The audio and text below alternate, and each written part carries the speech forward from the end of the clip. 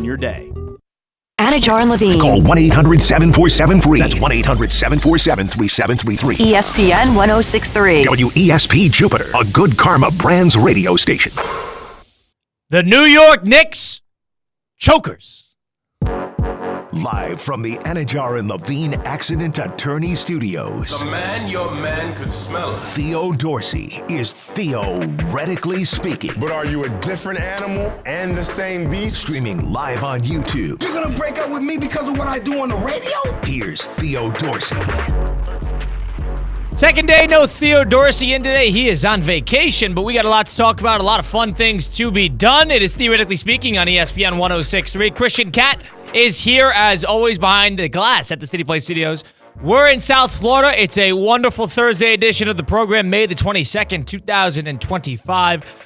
Colin Russo, no Mike Rizzo either, for the next 4 hours, basically, on ESPN 1063. We got a packed next couple hours ahead. We got my father, Christopher Russo, joining us at 2:20. Going to talk about the Knicks. Going to talk about a plethora of other things. He will be joining us in just about 20.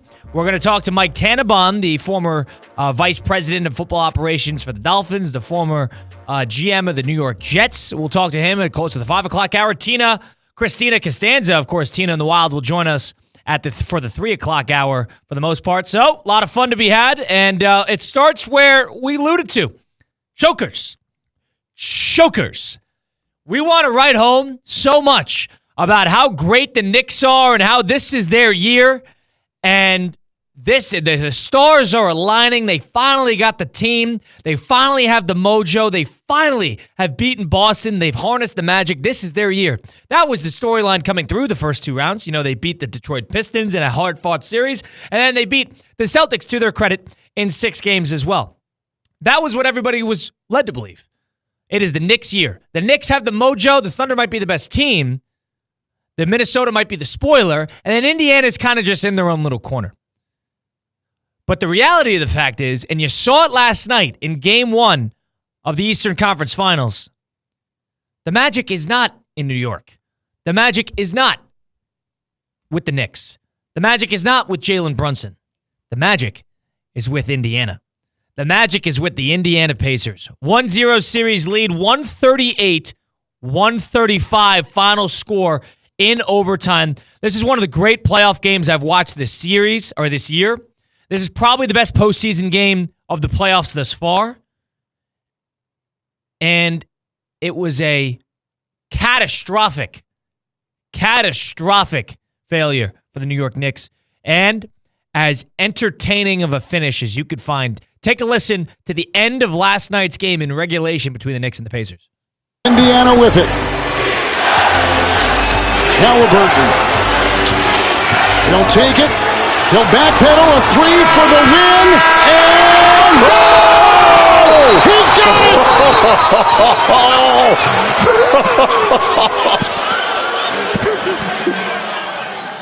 Kevin Harlan and Reggie Miller on the call for TNT last night at Madison Square Garden for Game 1, 138-135. That was the game, ended up being the game-tying shot to finish off regulation. It was 125-125 at the end of the fourth quarter, and everybody was under the impression that that was a game winner, actually. That was Kevin Harlan's live reaction as if that was a game winner. It was a 2-point game. OG Anunoby misses a free throw to allow them to get a 2 to tie it, after the Knicks blow a 14-point lead, a 9-point lead with 50 seconds to go, and a 14-point lead with 2 minutes to go. And Tyrese Haliburton with another. He had it at the end of Game 2 against Cleveland, and then another just heroic shot. Heroic. Tyrese Haliburton this season is 12 of 14 from the field in games to tie it or take the lead at the end of the game for fourth quarter and overtime. 12 of 14 this year. A buzzer-beating, knock off the back of the rim, up into the air, falls. It was a little like Kawhi's game winner in Game 7 of the Eastern Conference semis when it was Raptors 76ers. That's what it reminded me of. That bounce up, everybody in the building, nobody was breathing, falls right in. And then to Tyrese Haliburton, people gave Tyrese Haliburton flack for this, that he did it prematurely. But he does the famous Reggie Miller choke. He does the choke sign which is what Reggie Miller did to Spike Lee back in the 90s. Tyrese Haliburton was asked about this postgame in the decision to do the choke sign, and it ended up not being a game winner. It ended up being for a actual game-tying shot. Take a listen. All right, we got to have that in a second. But Tyrese Haliburton, unbelievable. You want to talk about clutch. Jalen Brunson's clutch. Tyrese Haliburton, it's almost unethical how clutch he is. Take a listen to what he said post-game about the idea that, or about the fact that he did the choke sign with Reggie Miller on the call in the same building with the same teams. In the moment, I mean, I wasn't like plotting on it or anything. Everybody wanted me to do it like last year at some different point. But it's just gotta feel right. And it felt right at the time. If I would have known it was a 2, I would not have done it. So I think I might have wasted it. If I do it again, then people might say I'm like aura farming. So I'm not, I don't plan on using it again. I've seen that winning time doc probably like 50 times growing up. So I know that they didn't win the series. So I would not like to repeat that. But, I think that's just a historic moment. And that was obviously more him versus Spike, kind of the one-on-one. And that just felt like it was to everybody. But to him, too. I wanted him to see it more than anything. It was 119-105 with 2:45 to go in the game. It was 119-105, a 14-point lead for the Knicks. And I mentioned I led with Tyrese Haliburton because he hit the big shot. He was not the reason that they won this game. The reason they won this game was Aaron Nesmith, who had 20 points in the fourth quarter, who had about 5 threes in the last 7 possessions of the game in regulation. One of the hottest hands I think I've ever seen in playoff basketball. 115-101 with 4 minutes to go. Then with 2:45 to go, 119-105. Haliburton makes a three-pointer. Then Nesmith makes a three-pointer. Siakam makes 2 free throws. And then Nesmith makes another three-pointer. Nesmith makes another three-pointer. Nesmith makes another three-pointer. Nesmith makes a free throw. Nesmith makes a free throw. And then Haliburton makes the game-tying shot. That was Aaron Nesmith's game. As crazy as a finish as you could find. And weirdly enough, we mentioned this stat. We've done this stat, I think, 4 different times on these airwaves. The stat of them coming back. And since 1997, 1998, I'll give you 2 stats, actually. How about this one? Teams up 14+ in the final 250 of a playoff fourth quarter or overtime in the play-by-play era. 977-1. That one game was Knicks-Pacers last night. And we mentioned the stat where teams were previously 1,669 in record. 1,669 in games where they've led by 7+ in the last minute of fourth quarter overtime of a playoff game. And now they're 4. So 4 and 1,669. 4 wins, 1,669 losses. In the last minute, being up 7+. 3 of those wins, the Indiana Pacers, this postseason, to 3 different teams. They did it in Game 5 against Milwaukee. They did it in Game 2 against Cleveland. And they did it in Game 1 against the New York Knicks. Mind you, they did it in their buildings. Knicks don't have any mojo. Indiana has all the mojo here, Christian. To put it into football terms, this is a team that won in the wild card round on a Hail Mary, and then they went to the divisional round, and they won that game on a Hail Mary. 1A game. Man, they dominated the series, but I understand the point. But like that is how miraculous. It's hard to break into quarters with football and a series, but it is something that just does not happen. It happens once in a blue moon. You see in a regular season game, let alone a postseason game, and it's a Disney movie. Like I feel like it's a script in a good way, where the best possible entertainment product for that Pacers team has happened time and time again. 1,649, I believe, is the number. That is unbelievable. Unbelievable. Unbelievable finish. I can't even knock. Now, New York was terrible. You had Anunoby missing free throws. You had Karl-Anthony Towns missing free throws. You had 2 Brunson turnovers. They had moments where they were throwing the game away. But that wasn't a game that New York slipped through their hands. That was a game that Indiana took.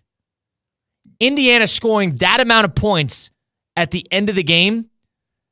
It's not I don't blame New York. New York should have won this game. But Indiana's heroics was the highlight for me. And also, if Tyrese Halliburton's ball does not make that miraculous bounce and go in, then it was a hell of an effort, and the Knicks are up 1-0. And it was what were you doing there? You were down by 2. Why did you reverse course once you got into the paint, U-turn, try to take a 3 in that moment? That's sports. And it just goes in, so you shrug your shoulders, and you allow him to do the Reggie Miller choke celly. So since 1996, 1997, the most points in a 5-minute span in the second half of a playoff game, Aaron Nesmith, number 1, 20 points. And he did it at the end of the game, on a road game to come back. Most points, 20, in a 5-minute span. He won the game. That was the hottest shooting of that guy's life. And he's a good player. He's not a great player, he's a good player. But he was hitting the most unbelievable looks to finish off that regulation, just to get him back into it. Because when I was watching that game, you're thinking, all right, it's a 14-point game. I'm looking forward to going to sleep. But part of me was thinking, I'm not saying I called it, but don't count Indiana out. For the last 5 minutes, I was like, don't count Indiana out. Now, with 2 minutes 50 to go, I thought they were dead. And then until they hit that first 3. Yeah, the Knicks were actually hitting baskets at this point in time, too. Like, it wasn't just a 9-point lead under a minute to go and then just disappeared methodically. No. The Knicks were actually putting points on the board. You know what the craziest part is? The Knicks scored in the last minute. They scored in the last minute. They had 4 points in the last minute with a 14-point lead. I think they had a Jalen Brunson. I'm looking for it right now. They had another layup somewhere, but unbelievable. Dare I say the sequel, the remake, was better than the original? When I talk about remaking of the Reggie Miller. That game was more intense. I didn't watch that live, but that was one of the best comebacks I've ever watched in sports. That game last night was one of the craziest. It was one of the worst losses in franchise history for the Knicks. And Knicks have had some bad ones. But mathematically, this one was more improbable, no? Probably. They were at a 98.7% chance to win the game. Like in the Reggie Miller instance, he needed maybe 3.5 things to go his way, one of which being an improbable one, which is a steal on the inbound. But he's a 3-point shooter. He does that. Naismith being 8 from 9 from beyond the arc. Halliburton hitting that shot off that bounce off the rim. It didn't make any sense. 2:51 to go in the fourth quarter after Jalen Brunson made his 3-pointer to make it a 15-point game. The Knicks win probability, 99.7. That is as bad as it gets.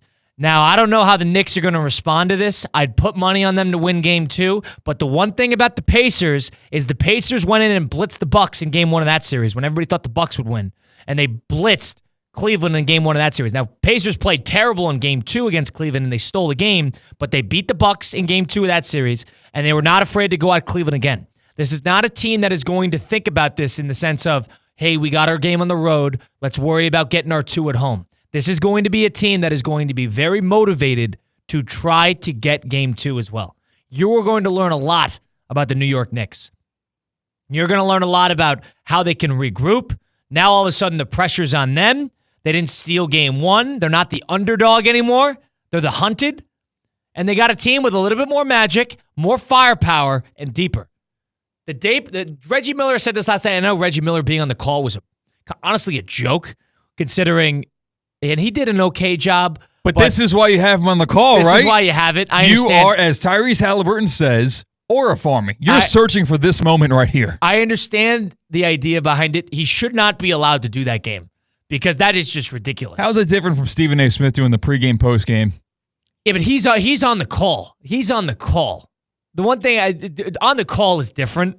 That's my opinion. But maybe, Brady doesn't show it when he does a Patriot game. But point being, did he do any last year? I don't think he did. I don't think they were putting the he Patriots. did a Buccaneers game. I know that. Okay. But he did do a Patriot game because like week 4.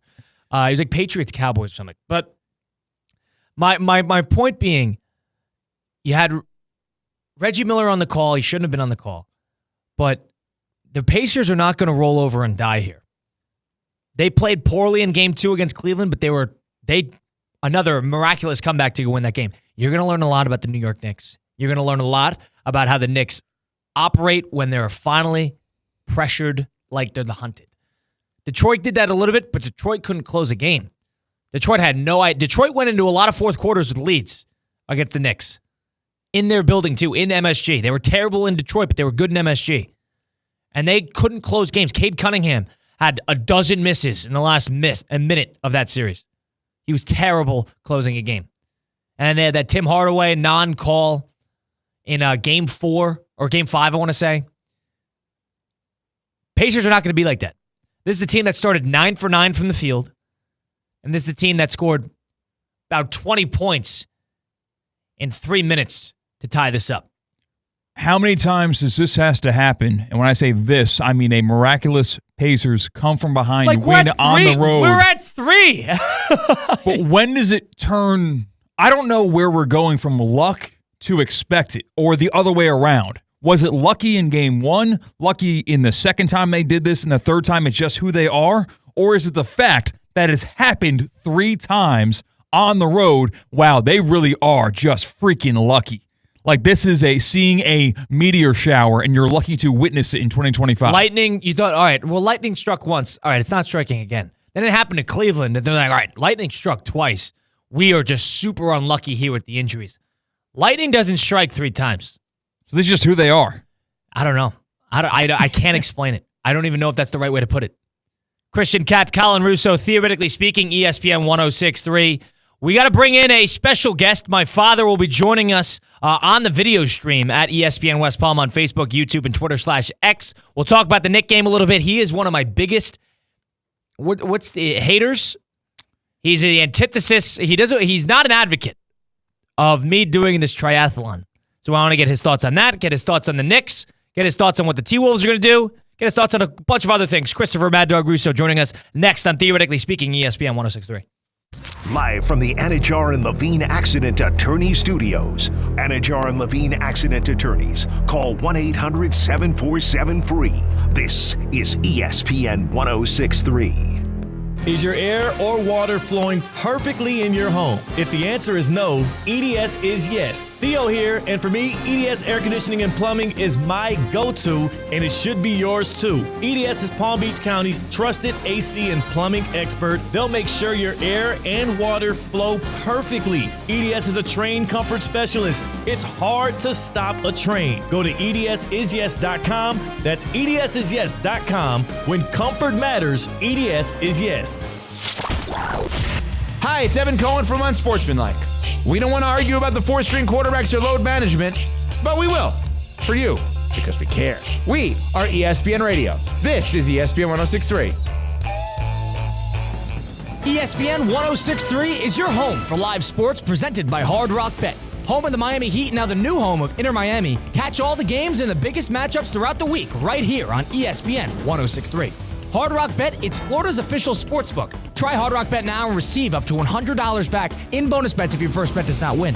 Hard Rock Bet, roll with us. It's offered by the Seminole Tribe of Florida. Must be 21 plus and physically present in Florida to wager. Terms and conditions apply. Concerned about gambling? Call 1-888-ADMIT-IT.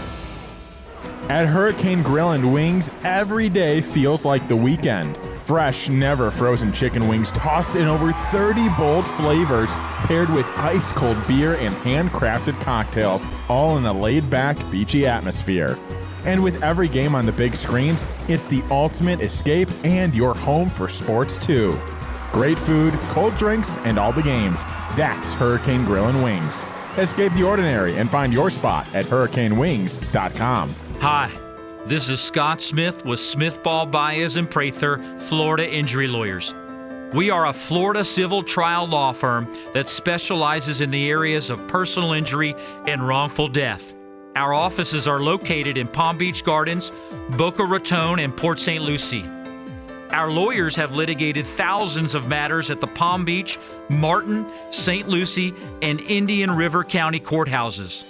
Our lawyers, paralegals, and other numerous members of our legal team live in Palm Beach County and Treasure Coast cities and towns such as West Palm Beach, Port St. Lucie, Lake Worth, Palm Beach Gardens, Palm City, Jupiter, and others just like you and your families. We are a statewide recognized law firm, but it is your community and your families that we live and associate with on a daily basis. Our most satisfying achievement is when we know that our legal power has helped a fellow member of our Palm Beach County and Treasure Coast community secure a fair and just huge result. If you've been injured, the lawyers at Smith, Ball, Baez, and Prather will help. Call us at 500-HELP, 500-HELP. With Smith, Ball, Baez, and Prather, help is just a local phone call away. Offices Palm Beach Gardens, Boca Raton, and Port St. Lucie. Major League Baseball coverage on ESPN 106.3 is proudly presented by the FIFA Club World Cup 2025, bringing you the best of the diamond and the pitch. This summer, the world's game comes to Miami. The FIFA Club World Cup 2025 is taking over Hard Rock Stadium for a global soccer showdown. The biggest clubs on the planet, the brightest stars, one champion. Don't just watch history being made, be there. Tickets are now available at FIFA.com/tickets. Get them before they're gone. Hey, it's Theo, and I've asked you this before. I'll ask you again. Is your air or water flowing perfectly in your home? If the answer is no, EDS is yes. That's right. EDSisyes.com. They have been servicing Palm Beach County and the greater area since 2006, keeping you cool, keeping me cool. And you know I like my house nice and breezy, especially as the temperatures are rising. The summer months, they are hitting us in the face like a pound of bricks, and you got to make sure your AC is on point. EDS is Palm Beach County's trusted AC and plumbing expert. They'll make sure your air and water flow perfectly so you can relax in comfort. And best of all, you know this, they have flexible financing options. Your budget will not stand in between you and the comfort you deserve. I have the Gold Plan. That gives me 2 checkups every year, as well as 15% off repairs. Go online, check it out yourself. See if you can use the good people at EDSisyes.com. Call today or visit the website. When comfort matters, EDS is yes. So let it rip.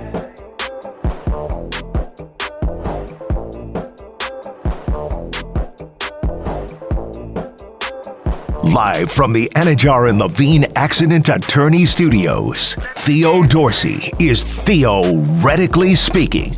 Streaming live on YouTube, here's Theo Dorsey. No Theo Dorsey, Colin Russo in the studio with Christian Cat on ESPN 106.3. It's Theoretically Speaking on a Thursday edition, May the 22nd, 2025. Got a special guest we'll introduce in just a second. But are you experiencing foot and ankle pain? You need to see an expert in the field. Baptist Health Orthopedic Care has a team of foot and ankle orthopedic surgeons and specialists who are regarded as leaders in their specialty. Visit baptisthealth.net/ortho to learn more today. Baptist Health Orthopedic Care combines its resources of experienced physicians and leading-edge treatments and technology to provide advanced orthopedic, foot and ankle, joint replacement, spine, and sports medicine care. Visit baptisthealth.net/ortho for more information today, because Baptist Health Orthopedic Care, they have offices located right here in Palm Beach County through the Florida Keys. Learn more by visiting baptisthealth.net/ortho today. Colin Russo, Christian Cat, welcoming in my father, who I have spoken to on the air a couple months ago, I want to say. But welcome into the program, Christopher Mad Dog Russo. You can hear him on channel 82 on Sirius XM from 3 to 6 p.m. and also on First Take and Vice Sports for those who have it. Mr. Russo, welcome into the program. How are you? Are you saying your lucky stars every night that you were alive after you didn't know how to freaking fix a flat and almost dropped dead going down that Biscayne Bridge last Sunday afternoon? I was ready to get a phone call watching Nuggets Thunder. Colin Russo has perished, Mr. Russo. How are you? Well, I'll get down here to check the body out after this game's over. How do you do? What are you doing with these stupid triathlons, for crying out loud? Go play a sane game. So you have a problem with me going on to Key Biscayne, and you were expecting a call saying, Mr. Russo, your son has perished. Your son is... No, thank God he didn't get the call. You going 30 miles an hour down a hill with the tire being slashed. I mean, that is ridiculous. Blowout tire going that fast with a helmet in some dopey event where you're trying to show that you're Lee Majors, the $6 million man? I mean, come on, Kyle, please. Go hit a golf ball. What do you mean go hit a golf ball? I'm just trying to do something special. Pickleball. Play pickleball. Play pickleball? You, an advocate of pickleball? You are such a phony. You are one of pickleball's biggest haters. You're a tennis guy, and you're telling me to go play pickleball? How about do something that's a little sane, that's a little safer? You're talking. Hold on. First of all, it is safe. I'm okay. I'm healthy. I'm happy, and we're all good. Now, it was a slight mishap. You're right. I am lucky that I didn't wipe out during my triathlon on Sunday when my tires slashed. But we're just getting started, my friend. We're just getting started. I'm looking forward to that. You're not going to be in Boulder. Maybe will you miss week 1 of the NFL season to come out to Madison, Wisconsin to see me do the full Ironman? No chance. What are you crazy? I'm going to miss a football game? I could care less. Go run your 26 miles on your own. I'm not missing freaking, Lions Packers from Lambeau with Nance and Romo. That's a CBS game, by the way. Not a chance in America am I doing that. And I would prefer that you play a sport that I can compete with you against. I can't compete in any marathon nonsense. This is stupid. Do something sane, please, Colin. Well, I'll be picking up golf. I did a little earlier. I need to get some clubs. But I will be joining the golf, I guess, the whole group here soon. Because you know what's funny? And this is probably my fault too. But my older brother, Tim, you're taking him to Scotland to go play golf on a little boys' trip. And Colin Russo left in the dust. How about that? Just like when I took your sister, Kira, to go see Timothée Chalamet and Complete Unknown, despite the fact you couldn't stand the movie and you saw it 20 times. And then she walks out of that premiere and says how great it is. What a phony, too. You are, too. You think Christopher Russo, by the way, who walked out of Complete Unknown and was trying to diagnose what was wrong with the movie because it didn't sit with him the way it should have. And then all of a sudden he's sitting, 2 rows down from James Mangold, and all of a sudden he likes it. We're supposed to wonder why. What a joke. That was... I did go a little up and down with that. Yes, indeed. How are you today? Things good? 4 hours? That's a long haul for you on the radio today. Yeah, it's good practice. This is why we do it. And you know what's interesting, too? Earlier today we did an interview with 2 silver medalists for beach volleyball with the Palm Beach Passion and the AVP Beach Volleyball League. And they were the silver medalists at the Paris Olympics. We did an interview with them earlier today, which you could find on YouTube soon. So that was I've had a fun day today in terms of doing some fun little spots. So Tom Thibodeau wasn't available at 2:20 today? Yeah, who do you have on today? What are you leading with Patino? Then you're going to segue and you got, Pat Riley joining then? You get the biggest guests. I wish. Yeah. We're gonna do something on Jim Irsay, who passed away today. We are going to do hopefully Wally Serbiak today to break down that Nick disaster, and Howard Katz, who is retiring from the NFL, longtime president of ABC News. Are you doing the schedule with him?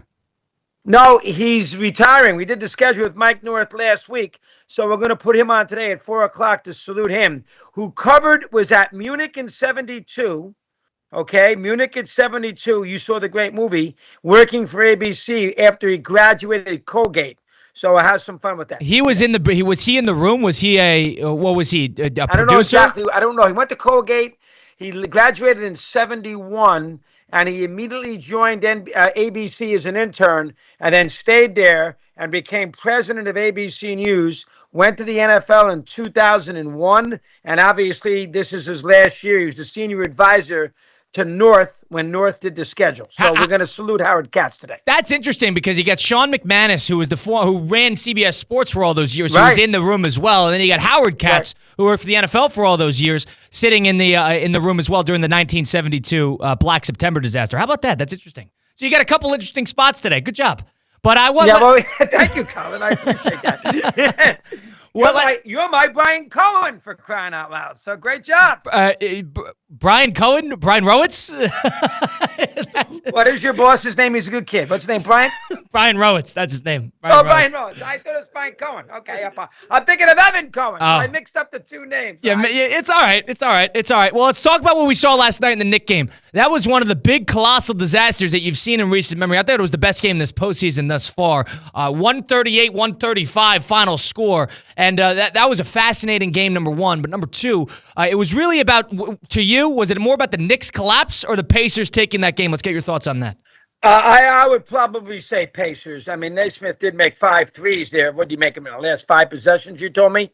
In regulation, about 7 possessions, yeah. So, and I think the fact that the Pacers did it against Milwaukee in Game 5, down by 7 in the last minute, and then, of course, against the Cavaliers in Game 2, scoring the last 8 points of the game, down 119 to 112, and last night. So it's sort of the trifecta for them. So to me, it's a little bit more about Indiana than the Knicks. I know they missed 2 free throws. I get it. But Indiana, they scored 20 points in the last 2.5 minutes of the game. So this will be a fascinating scenario now to see if the Knicks bounce back from this. When Reggie did that in 95, the Knicks lost the series in 7 games. So they weren't able to bounce back. That was Raleigh's last year at the Knicks, by the way. I was in the locker room. Is that when he faxed in his resignation? In the media room when Raleigh said goodbye to the Knicks, although he didn't admit it right after the game. They lost a tight one by a basket. Ewing missed a finger roll. That was, by the way, the Sunday after your mother and I came back from our honeymoon, and I had her sit behind the Knick basket with Ernie Kishonis when I was baseline on that side when Ewing towards us missed a finger roll, which would have tied the game in the 7th game and sent it to overtime. And then the Pacers played the Magic. Magic beat him in 7 games. Everybody won the home games. And then the Magic played the Rockets in the NBA Final. That's that year, and the Rockets swept them in 4 straight games. This will be very, very interesting here to see how the Knicks respond. I'm expecting them to respond, but what the Knicks now have to do, Collie, is they got to beat the Pacers 5 times. The game was over. It's tough enough to beat them 4 times. Now you basically got to beat them 5 times. So that's asking an awful lot. And the Knicks are bad at home. I mean, I can go back in my day. They lose a lot of games at home, the Knicks. It's bigger for the other team. 1 to Boston. Yeah, it's bigger for the other team to play in MSG than almost it is for the Knicks. Yeah, I agree. John Starks used to say that it's the toughest home court in the league to defend because everybody gets up to play the Knicks on Broadway. While if you go to, say, play, pick a Charlotte, I mean, who the hell cares about playing in Charlotte? So the home team, if you're good, should win a lot of those games because nobody's that wrapped up in beating the Hornets in Charlotte. But the Knicks, it's different because obviously, you got all the celebrities there and everything else. But a fascinating game, you're 100% right. I don't like Haliburton with the choke thing. You seem to have no problem with it. I have no problem with that. No problem with that. That's one of the craziest game tying. We all thought it was a game winner. Kevin Harlan thought it was a game winner. Reggie Miller thought it was a game winner. Everybody in the building thought it was a game winner. And his toe was on the line. He was a shoe size away from it being a game winner. Let the guy go do the choke signal because that's the moment to do it. Reggie Miller's on the call. It's game 1. Everybody's juiced up on the Knicks. I have no problem with that. Absolutely no problem with that. That's not the way you act. They didn't win the series that way. I totally disagree. That's a young fan and a seasoned fan. And I'll tell you something else, and I did this the other day. What a joke. How about all those young Knicks fans, including my little buddy Chalamet, going crazy after they beat the Celtics in Game 6, causing a riot on 7th Avenue. And I said 1,000 times, what are you doing? You got to the conference final. You didn't win a championship. That I agree with. You didn't even get to an NBA final. And then 3 days later, those same fans walk out of the building seeing maybe top 5 Knicks postseason loss in the history of the franchise. Is that not more Knicks? Is that not the most Knicks thing you could ever imagine? A New York sports thing than you could ever imagine? Because they were saying the same thing about the Yankees. And then game 1 happened with Freddie Freeman, too. So it was the same thing there, them finally getting over the hump, winning the pennant and getting back to the World Series. And they had that collapse, too, in that sense as well. I think this is classic New York sports for them to write home. And I understand that the Boston was the team they were supposed to beat. That was the team that team was built to beat. And they did that. So you're allowed to celebrate. But I agree. Acting like, burning the city down because we beat Boston to advance to play Indiana. Everybody's forgotten about Indiana. That's why I'd favor them in this series. I like the underdog in this story. And that's why I'm sort of favoring the Knicks to lose this one. Yeah, I get that. And I think Indiana, we have talked about that, you and I, off the air. That is a very, very dangerous team. They got a great bench. He's a very good coach. They can score. Haliburton is a very, very good player. I don't think he's great, but he's very, very good, and they've done a tremendous job. And by the way, did you see the rating for that first game in Oklahoma City and Minnesota? 5.5 million. That is the lowest conference final game 1 rating since 2013. So, I mean, nobody cares, I guess, about SGA winning the MVP on the Thunder. Or the next face of the league. I don't want to hear about Anthony Edwards being, as you said, the face of the league. Nobody cared. I mean, that's a horrific rating. 5 million fans, that's it for that. Think about that for a second. 5 million fans watched that game 1. And think about how many fans watch an Amazon Thursday night Prime Video game. About 13 million. And that's on Amazon. Thursday night. Tells you all you need to know. But listen, the Knicks Pacers should carry the NBA. I still think it'll be a long series. You got to favor, as you said, you got to favor the Pacers from here on in. Got to favor them. One thing you talked about a little bit earlier, you and Mom went on a honeymoon during the NBA playoffs. Christopher Russo, of all people, with WFAN, Drive Time Radio. You went on a honeymoon during the NBA playoffs. By the way, I'm glad you brought it up. Let Mike do the full show, 5.5 hours when the Knicks are in a classic and you're hanging out in Greece. I wanted to call in from Anguilla, but somehow I wasn't. My phone call didn't get through. Here's what I would tell you. You know where I saw Reggie's 2 shots? In the reading room at the Cap Juluca after I had just checked in when I got married. And remember, all the games then were at 9 o'clock at night. You missed that game. I would leave the hotel room at 8 o'clock to go watch the Knicks Pacers in a room. Good night, honey. I know we just got married. I go watch Knicks Pacers in the reading room because that was a long series. And game 1 was the Sunday when I just arrived. I saw like the last 8 minutes when Reggie went nuts making all the shots. Oh my God, that is a brutal spot by you. You got to think better than that. You got to think the Knicks will be solid. You got to think the Knicks will be solid. You should have done that in July, away from the NBA season, maybe post NBA. But you don't think like that. I agree. You don't think like that. I mean. It also takes 2 to tango, Colin, and your mother wanted to get married in May. What was I going to say? Hold it off until July? What are you going to do? Sometimes there's another person in the discussion. You got to keep that in mind. You have to play at both ends. Anyway, though, we have some juice. Tomorrow, game 2 will be a fun game. What else with you now? Everything okay? Yeah, everything's okay. You know, I got a big weekend planned with this triathlon stuff, so I'm looking forward to getting your reaction to this. You want to hear what my weekend plan is? I do, and then I want to say something about Mike Rizzo. Go ahead. Okay. Well, Mike Rizzo's not here today, but yes. So, I know that. I know that, Colin. He's not on the interview. I know he's away. Jeez. Go ahead. Let me hear your weekend. This weekend, you're going to like this. Memorial Day weekend, I'm doing a 50-mile bike ride and a 4-mile run on Saturday. I'm doing a 13-mile run on Sunday. And then I'm doing a 1.2-mile swim to a 25-mile bike to a 3-mile run on Monday for Memorial Day for our veterans. How about that? That's a hell of a weekend. In 100-degree weather? You start early, but yes, it's going to get pretty hot towards the end of it. By the way, give your partner credit, and I had a partner for 19 years. He had to sit there to listen to your interminable story a couple of days ago. What did it go, about 2 hours? That's 2 hours and 10 minutes. You go past 6 o'clock? And he sat there, and not only did he pay attention to it, he took notes and everything else. And you owe him. That was a great job by your little partner, Mr. Rizzo, there, because he was engaged in your little bike ride down that Biscayne Bridge where you almost perished. So let's give Mr. Rizzo some credit for that. I agree. 100% credit there. You know, Mike's not here for the next couple days, and instead of changing the jingle of Russo and Rizzo the Open and making it just Russo and just making it Russo for the next 2 days, Mike and I actually have a cohesive relationship. So we are actually... What Colin is referring to is that it's a little overrated, but for the story here, in 91, my old radio partner, Mike Francesa, went on vacation. And when he went and, you know, I was hosting his show, I told our producer, Steve Cohen, why don't we get rid of the jingles and change the jingles? Mike's not here. And I have never, ever lived that down. So, and of course, my own son likes to throw it up against me all the time, which is really hard to believe. 1991, anyway, 2 years into the show, you're doing that. That's a gutsy move. I'd be the first to admit that was a little rough.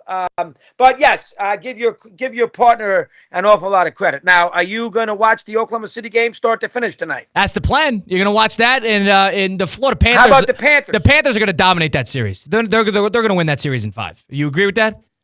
Yes, I do. Yeah, Carolina can't score with them. That's going to be the major problem. They're not going to be able to score. How about Edmonton scoring? You know, how about Dallas last night scoring 5 goals in the third period? 3-1 in the third period for Edmonton. I thought that was Edmonton's game through and through. I got to give Dallas credit. Dallas is tough, and Dallas is good in that building too. That building's a tough place to play. All the green everywhere. I like Dallas there, but I mean Edmonton. part of me thinks this is going to be a rematch of what the Stanley Cup was last year. Oh, it looks like, maybe not now. Maybe not now. You're on Team Dallas there? And I would have to pick Dallas. And Dallas, of course, scored 3 power play goals in a 5.5 minute span to win that game last night. But why don't you go to a Panther game next week? When do they play? What day is? Well, hold on. Game 3? I don't know what I could say on air. We got to see if we can get a credential. That's problem number one. This is not WFAN. Can walk into the clubhouse and go say hello to Joe Girardi. That's not what this is. This is. I'll say it. Panthers. If there's a media member, I'll say it to get you all in trouble.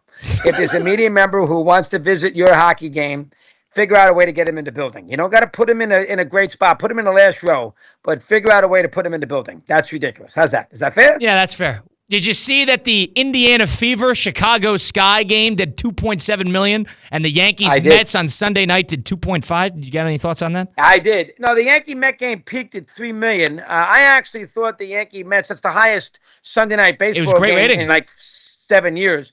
I think the sad factor is the Western Conference Game 1, as you know, with the Thunder and the Timberwolves, basically only did double the first game of the year for Caitlin Clark. Think about that. They did $5.5 million, and Caitlin Clark with Reese did $2.5 million. I mean, that's pretty amazing. Her power is just incredible of how many people watch her. So from that standpoint, I mean, I don't pay too much attention to the WNBA, but as you said, you can't. Yeah, you got to start to acknowledge how much people actually tune into her specifically. It's unbelievable. Absolutely. And it looks bad for baseball. Baseball looked bad there because I mean that's a Major League slot. This is a Saturday afternoon game that was a 35-point loss. You got Yankees-Mets. Juan Soto coming back to Yankee Stadium, a big series amongst two very good teams on ESPN on Sunday night, and it didn't do well. Or it didn't do well comparatively to that. It did well, but that just goes to the plight, really, in a lot of ways of the baseball rating. And I'll tell you what the two best events of last weekend were the Winnipeg-Dallas Game 6, which was an incredible hockey game. Right. And the Preakness. And I put the Preakness... you watched it. You weren't pissed off about Sovereignty bailing on the race? Yeah, I was mad at that, but I did watch it. And I know I put on the air Monday was Mike McCarthy, the trainer for journalism. And he said Mott's decision had no bearing on whether he was going to run in that race at all. He felt the horse was bred to run the 3 races in the 5 weeks. And if all things are okay, he's definitely going to run. He was on his way to Saratoga to run the Belmont. That race, with what that horse did, 13 or 14 days after they finished second in the Derby, getting bumped and everything else to win that race, that was a hell of a horse race. That Preakness on Saturday afternoon. Did McCarthy only did 4.6 million, and the Derby did 17.5 million. Yeah, the Preakness is the middle child. It is. It doesn't do as well as the Belmont or the Kentucky Derby. Did McCarthy say anything interesting about that horse starting back? Was it that horse is primed, of course, for the closing part of the last stretch, but that didn't go according to plan, right? Well, he thought that, he thought the mud hurt him at the Derby. He thought that, he had a tricky ride at the Derby early, kind of ran out of gas. And he thought after he got bumped early in this race on Saturday that he was going to finish, short again. So he was really into that horse bouncing back.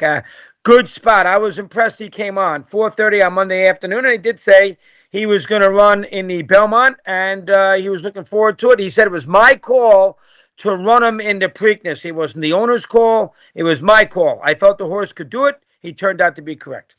Breaking news here from ESPN. According to Heather Dinich of ESPN, the college football playoff is moving to 12 teams, straight seeding. Top 4 overall teams get buys. That is confirmed now via ESPN moments ago. That is sort of what we expected, and it, I believe, for this coming year. So it's going to be an immediate change. What's your initial reaction?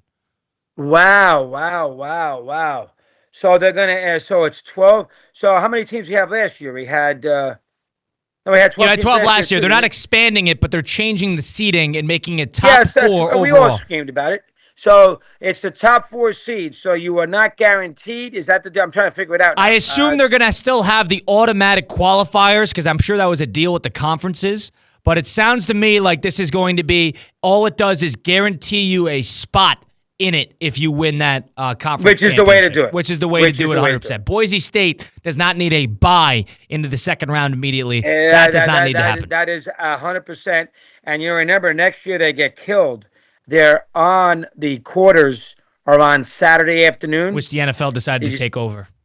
Did you? Well, no. I talked to North about that. You know, for 37 out of the last 40 years, the NFL has had that Saturday before Christmas to themselves. So the NFL says they came into our territory.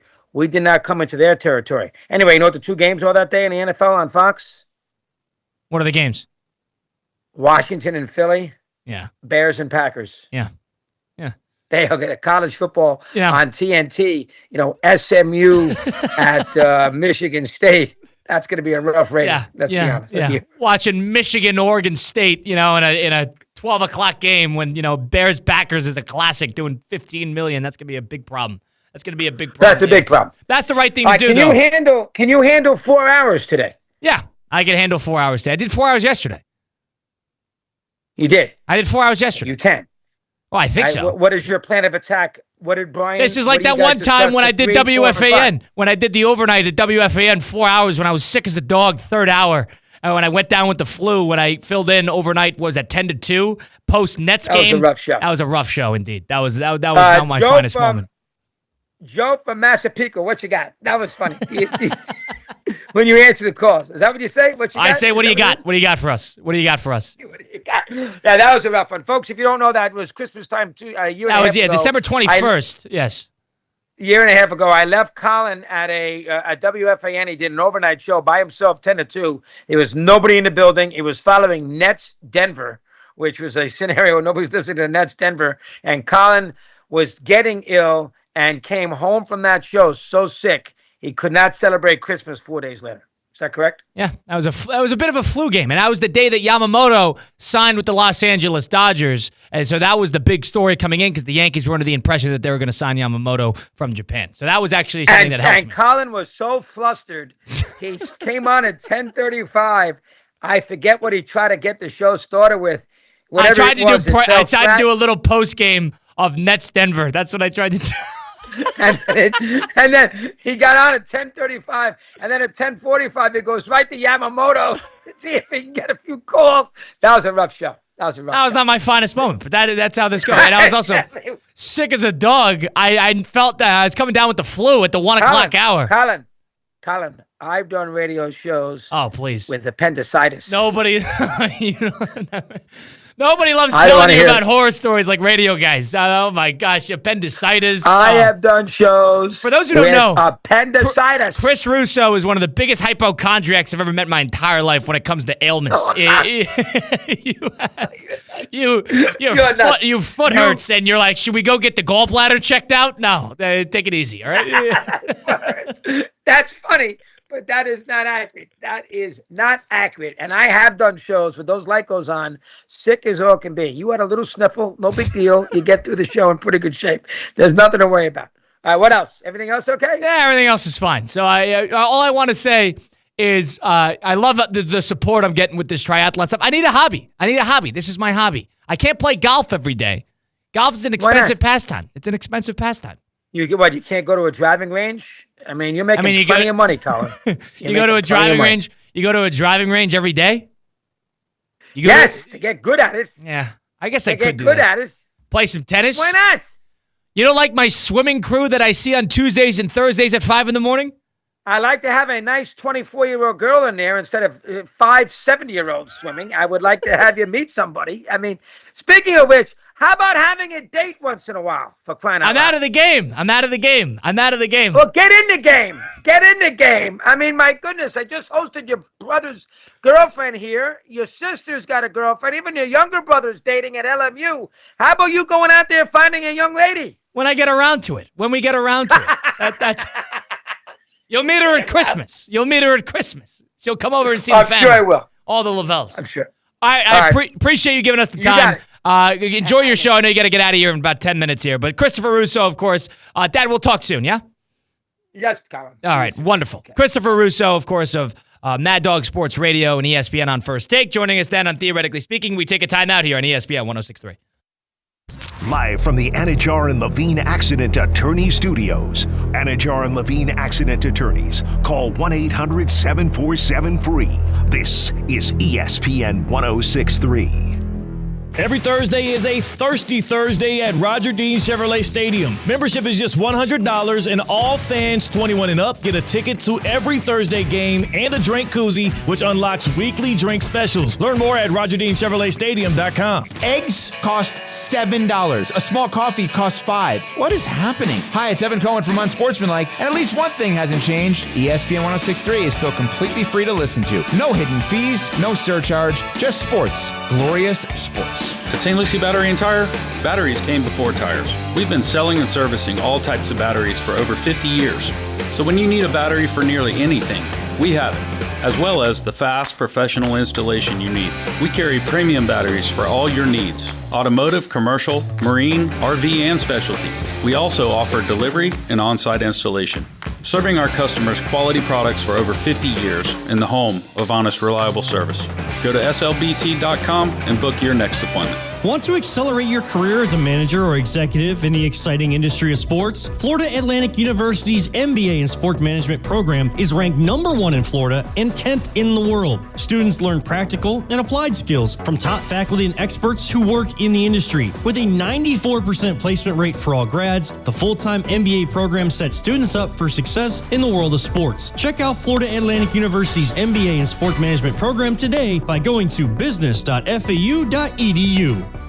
Recently, I had the opportunity to sit down with Dr. Bert-Jon Akbanar, who operates out of Good Samaritan Health Center through the Palm Beach Health Network. And he explains there are a plethora of ways that you could rehab after surgery. Mixing that treadmill up with stationary bike or elliptical, and then some resistance training as well to not exhaust the same set or constellation of muscles. We start all patients with physical therapy and then oral non-steroidal anti-inflammatory medications if they can tolerate it. And then we kind of escalate it in a stepwise manner to injections. And we have a variety of different viscosupplementation options, including steroid injections, gel injections, and things like PRP if necessary. That was Dr. Bert-Jon Akbanar from the Palm Beach Network Physician Group. For a physician referral, call 866-654-2362 or go online to pbhnphysiciangroup.com. Hi, this is Scott Smith with Smith Ball Baez and Prather, Florida Injury Lawyers. We are a Florida civil trial law firm that specializes in the areas of personal injury and wrongful death. Our offices are located in Palm Beach Gardens, Boca Raton, and Port St. Lucie. Our lawyers have litigated thousands of matters at the Palm Beach, Martin, St. Lucie, and Indian River County courthouses. Our lawyers, paralegals, and other numerous members of our legal team live in Palm Beach County and Treasure Coast cities and towns such as West Palm Beach, Port St. Lucie, Lake Worth, Palm Beach Gardens, Palm City, Jupiter, and others just like you and your families. We are a statewide recognized law firm, but it is your community and your families that we live and associate with on a daily basis. Our most satisfying achievement is when we know that our legal power has helped a fellow member of our Palm Beach County and Treasure Coast community secure a fair and just huge result. If you've been injured, the lawyers at Smith Ball Baez and Prather will help. Call us at 500-HELP, 500-HELP. With Smith Ball Baez and Prather, help is just a local phone call away. Offices Palm Beach Gardens, Boca Raton, and Port St. Lucie. God knows. I am reincarnated. I was stargazing. Life goes on. I need to hug my babies. Live from the Anajar and Levine Accident Attorney Studios, Theo Dorsey is theoretically speaking. Streaming live on YouTube, here's Theo Dorsey. No Theo Dorsey, Colin Russo filling in on Theoretically Speaking, ESPN 106.3. Christian Cat helping us out behind the glass at the City Place Studios in downtown West Palm Beach. Just had my dad jump on for about 20-25 minutes. Christopher Russo, of course.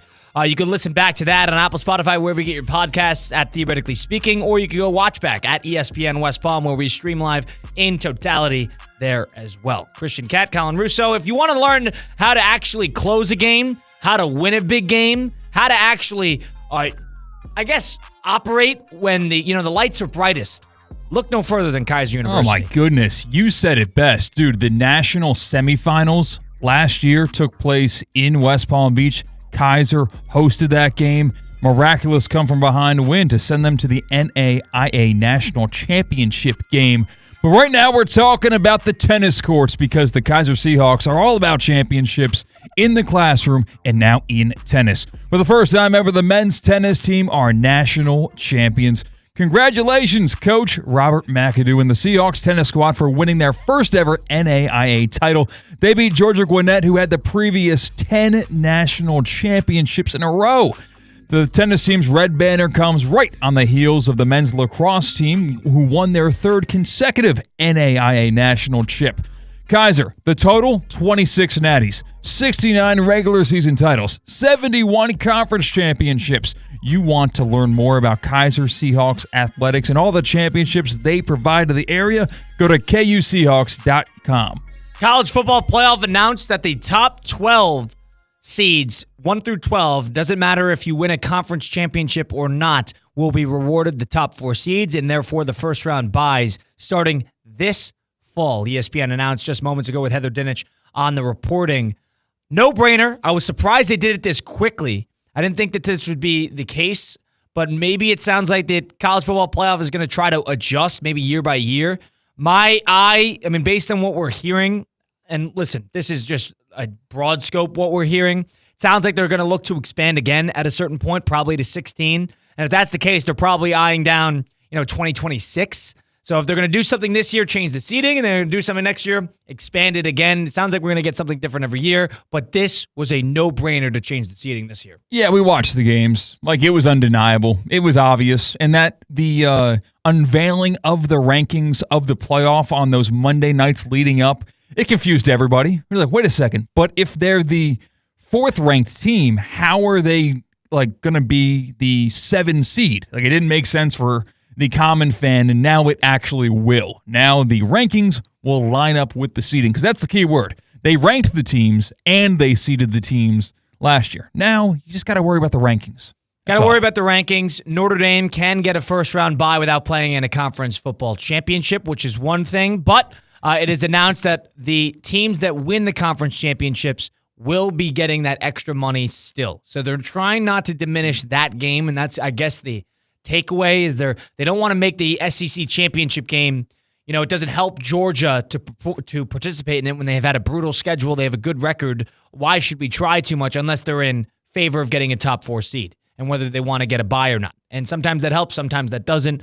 Now you're curious to see how teams react to this news and how they start to treat their actual conference tournament, these conference championships, and see if it diminishes in value or raises in value. I'm under the impression that the money and also the idea, the prospect of getting a top 4 seed will make the top-tier teams try very hard.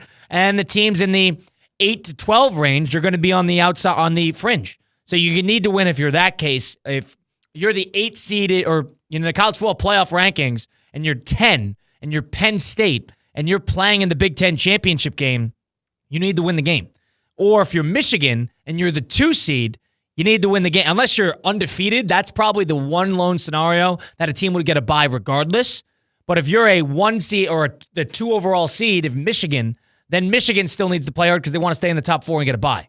That's the only thing that I think this doesn't benefit or this hurts is if there's an undefeated team, a bunch of 1 and 2 loss teams behind them, and they don't play that hard in their conference championship because they know they're going to get a top 4 seed regardless.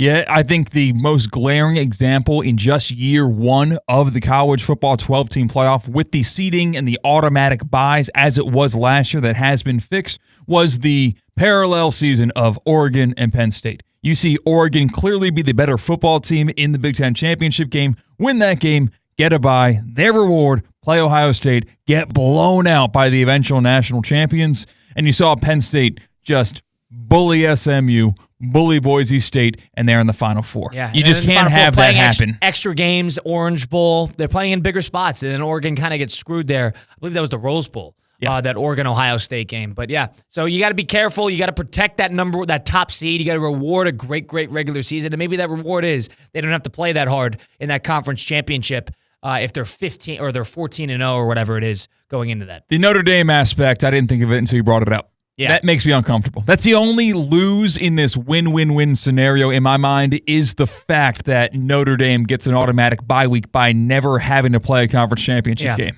Yeah. Notre Dame could have an easy schedule coming into it, and all of a sudden, they're 12-0, and they don't need to play. They don't need to deal with the team, and then everybody else is sort of vying for that last spot, and then Notre Dame is sitting comfortably there, occupying a spot. That would be the major problem there. That's Christian Cat, Colin Russo. We got to loop in Christina Costanza, who was up in New York, and she has a couple travel stories she wants to kind of let us in on. And we'll do that, the Tina Hour, the happy hour with Tina, coming up after this second hour of Theoretically Speaking, coming right here on ESPN 106.3. Anajar and Levine. Call 1-800-747-FREE. That's 1-800-747-3733. ESPN 106.3. WESP Jupiter, a Good Karma Brands radio station. Tired of being sidelined by a sports injury? Get back in the game with Baptist Health Orthopedic Care. Whether you're a professional athlete or even a weekend warrior, you can get back to doing what you love with our compassionate orthopedic team. Experience a new level of care and get back to your best. Welcome to being treated like a pro. Make an appointment today at baptisthealth.net/ortho or call 833-556-6764. He lives in a pineapple under the sea. And he's back at Lone Depot Park. Marlins SpongeBob Day returns Sunday, June 1st as the Marlins take on the Giants. Last year's SpongeBob jersey broke the internet. This year, it's Patrick's turn. Add on the all-new Patrick jersey to your game ticket and complete the collection. Be there or be a barnacle. Grab your tickets now at marlins.com/SpongeBob. Introducing the bold, the powerful, the all-new 2025 Range Rover Sport P530 Dynamic SE. A luxury SUV that commands attention with its refined design, dynamic performance, and cutting-edge technology. Lease the 2025 Range Rover Sport for just $15.29 per month for 36 months. Drive in style, power, and comfort, all for just $15.29 a month. Visit Land Rover Palm Beach today and take the new Range Rover Sport for a spin. Terms and conditions apply. See dealer for details. Introducing DQ Grill & Chill's new sauced and tossed buffalo chicken strips. A basket of 100% all white meat seasoned chicken strips now being served with blue cheese or ranch dressing dips. The blizzard of the month is s'mores and mixing bowl mashup. Fresh cookie dough bites and brownie batter for a unique sweet treat. Don't forget a DQ Grill & Chill cake this season. Stop in and pick one up or get a custom order. DQ Grill & Chill with 2 locations, 4828 Lakeworth Road and US 1 just south of North Lake. It's Work Zone Awareness Week, Florida. Every year, lives are lost in work zones because of speeding and distractions. When you see orange cones, remember, slow down, follow the signs, and stay focused. Workers are counting on you to get home safely, and so are their families. Let's work together to prevent crashes and save lives. A safety reminder from the Florida Department of Transportation. Slow your roll, safety's the goal. Improve your golf game fast at the all-new Kaiser University Golf Coaching Center. The Kaiser University Golf Coaching Center has the facilities, tools, and coaching you need. Enjoy the best facilities in the area with an expansive chipping and putting area, practice bunkers, a huge putting green, plus a 2,000 square foot indoor training area with 3 hitting bays, cutting-edge analysis technology, and more. The Kaiser University Golf Coaching Center in the heart of Palm Beach County off I-95 and the Turnpike. Find out more at KaiserGolfCenter.com. The pink smoke is taking over South Florida. Listen to Lionel Messi, Luis Suarez, Sergio Busquets, and Jordi Alba and Inter Miami in their pursuit of an MLS Cup all season long right here on ESPN 106.3. Messi, left foot, in on Guzan, tips it up and over, it's a goal! Lionel Messi is on the board! Listen to it all on the Deportes Radio FC app, brought to you by PNC Bank, Audi, and Lytle, Ryder, Smith, Ivy, and Frauenrath. While it's not always possible to see contaminated water coming out of the faucet, the taste is difficult to ignore. And what about plastics and pharmaceuticals now in the water? The team at Culligan is here to help. Culligan offers water testing and reverse osmosis systems designed to filter out those contaminants right at the source. Culligan has been helping the local community with water issues since 1936. Schedule your appointment today at Culligan.com. Hey, Culligan man!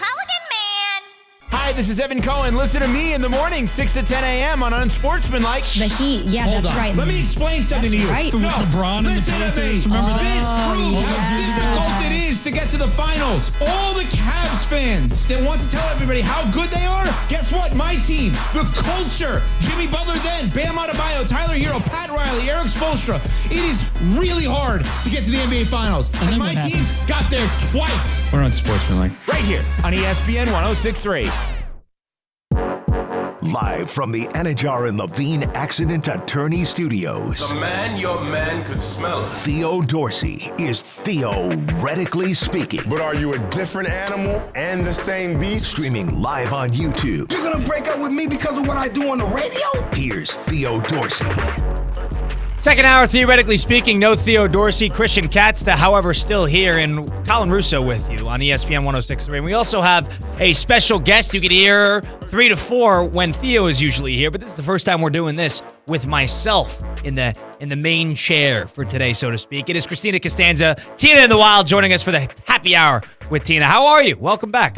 Hello. I'm not a guest. I'm on Monday through Friday, Colin. Are you not a guest? No, I'm a host. All right, you're co-host. Thank you, yes. Welcome in. Thanks. How are you? I'm great. The way Mike Rizzo introduces her when he talks about it in the air, marketing, director, marketer, Yeah. you might not know of her. She's Like, not our host. she I know talks that. to the audience as if this is Yeah. a foreign concept, as if she has not been on these airwaves longer than any host here. Right. That's true. No, she's a host. Yeah. You're a host. You're jack of all trades. You're the marketing, you got that on-air host, but you were gone for the last couple days. Welcome back. I have been gone for a few days. First time back on the radio this week, but happy Thursday. Yeah, so being off the radio for a couple days, do you just have topics just pent up and just like thinking about what am I going to talk about? Or now you got a bunch of life experiences that you could actually reflect on? I definitely think in the moment a lot of like, is this relatable? Like I'm questioning things. So I did while I was gone this past weekend and throughout the week. I, was at the airport. I was flying where I was at. Like, I'm like, okay, like this would be funny to talk about on the air. Like people might disagree with what I have to say about this. So I did take a few notes the past couple of days of things that were going on in my life. The one thing, when you texted me about your airport experience, the one thing that I did not agree with is you are pro baggage claim no matter what. You're pro baggage claim if it's available. You're pro baggage claim, or the check the bag, I should say. Yes. You're pro check the bag if I don't have to pay for it. if you don't have to pay for it. Yes. When they have now, I don't fully disagree, but your reasoning was so I don't have to put the bag above the seat. That's your biggest problem with it. It's you don't want to put the bag in the upper seat. Well, for me, like I am 5 feet tall. So You can't reach it. it's a little difficult for me to reach. You don't ask a good Samaritan in the. No, I'm extremely independent. I don't want anyone's help. So I, both going to New York and coming back from New York, I was offered, I took JetBlue. They were like, hey, if anyone would like to get their bag checked for free, please come up. I run. I do not want to take my bag on the airplane or I already have my personal item. I don't want to take my carry-on on. I stress of having to, one, put it up top because I'm a little short, so it's a little difficult for me. Then stress about having to have people wait behind me to take it down because I can't reach. And it's probably a little heavy because I am a massive overpacker. So I will gladly give the airline my bag if it's for free, so I don't have to do any of that. It is my goal one day to walk on an airplane with only one small bag. Like my Lululemon, just crossbody bag. That is my goal. That's a win. That would be a massive win for me to just walk onto an airplane and that's all I have on me. So it's only because you are unwilling to ask people in the aisle for help in getting your bag above the seat. Yeah, I don't want to ask for help. But what if they offer?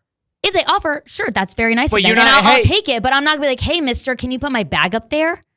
There's it's also nothing, this- but all eyes are you literally cannot reach it. So they're going to be like, of course. I can reach it, and I think it's just, again, it's me being like, I'm independent. I can lift this bag, even if it's really heavy. I'm going to lift it up and get it in there. Independent. This is. I don't want to ask for help at all. This is it's a very mild, of course. And I'm somebody on the airplane too. If I'm in the aisle and people are going up and down the aisle, finally getting to their seats.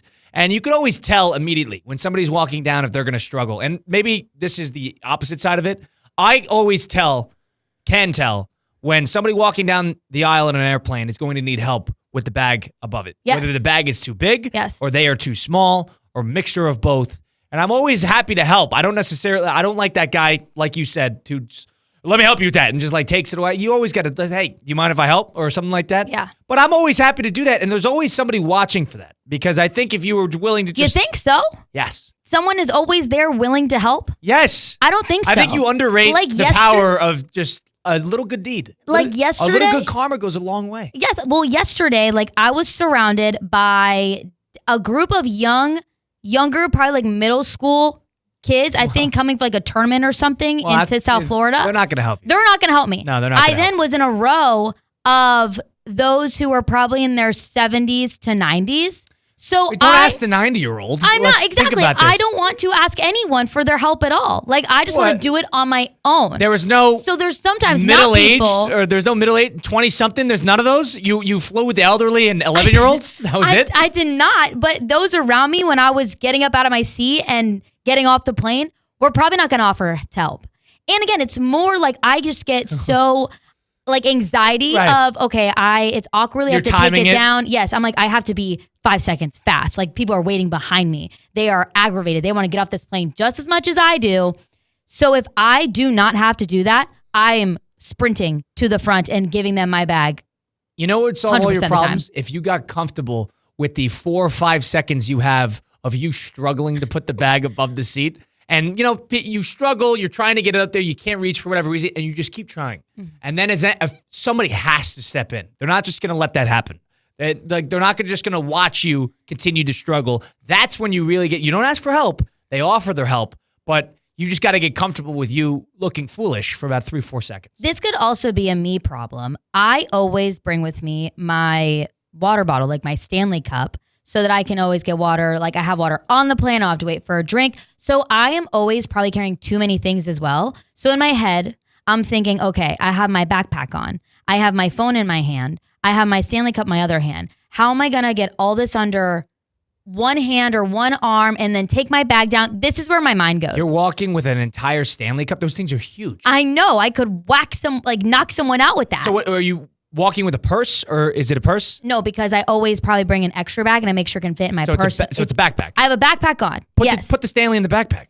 It doesn't fit because I'm an overpacker and I make sure. How much do you have in the backpack? I have a ton in the backpack. All the room that it's bad. You shouldn't give me a backpack as a personal item and a carry-on because I'm going to make sure they're both full. You're going to use the space. And I'm going to use all the space possible. That's the thing. It would be a dream for me to walk on with just like a crossbody bag on.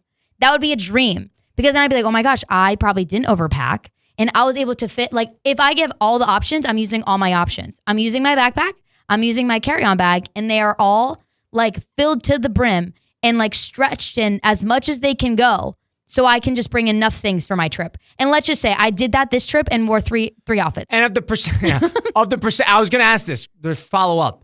Of the percentage of the things that you do bring, how much do you actually use? Do you use 50% of the things you bring? No way. 40%? I probably use like 35%. Then what are you doing? Let's change this up. Let's start. You never know what's going to come up. That's my thing. You never know. Maybe you have your rollerblades because you never know. Those are in my car at all times. Unbelievable.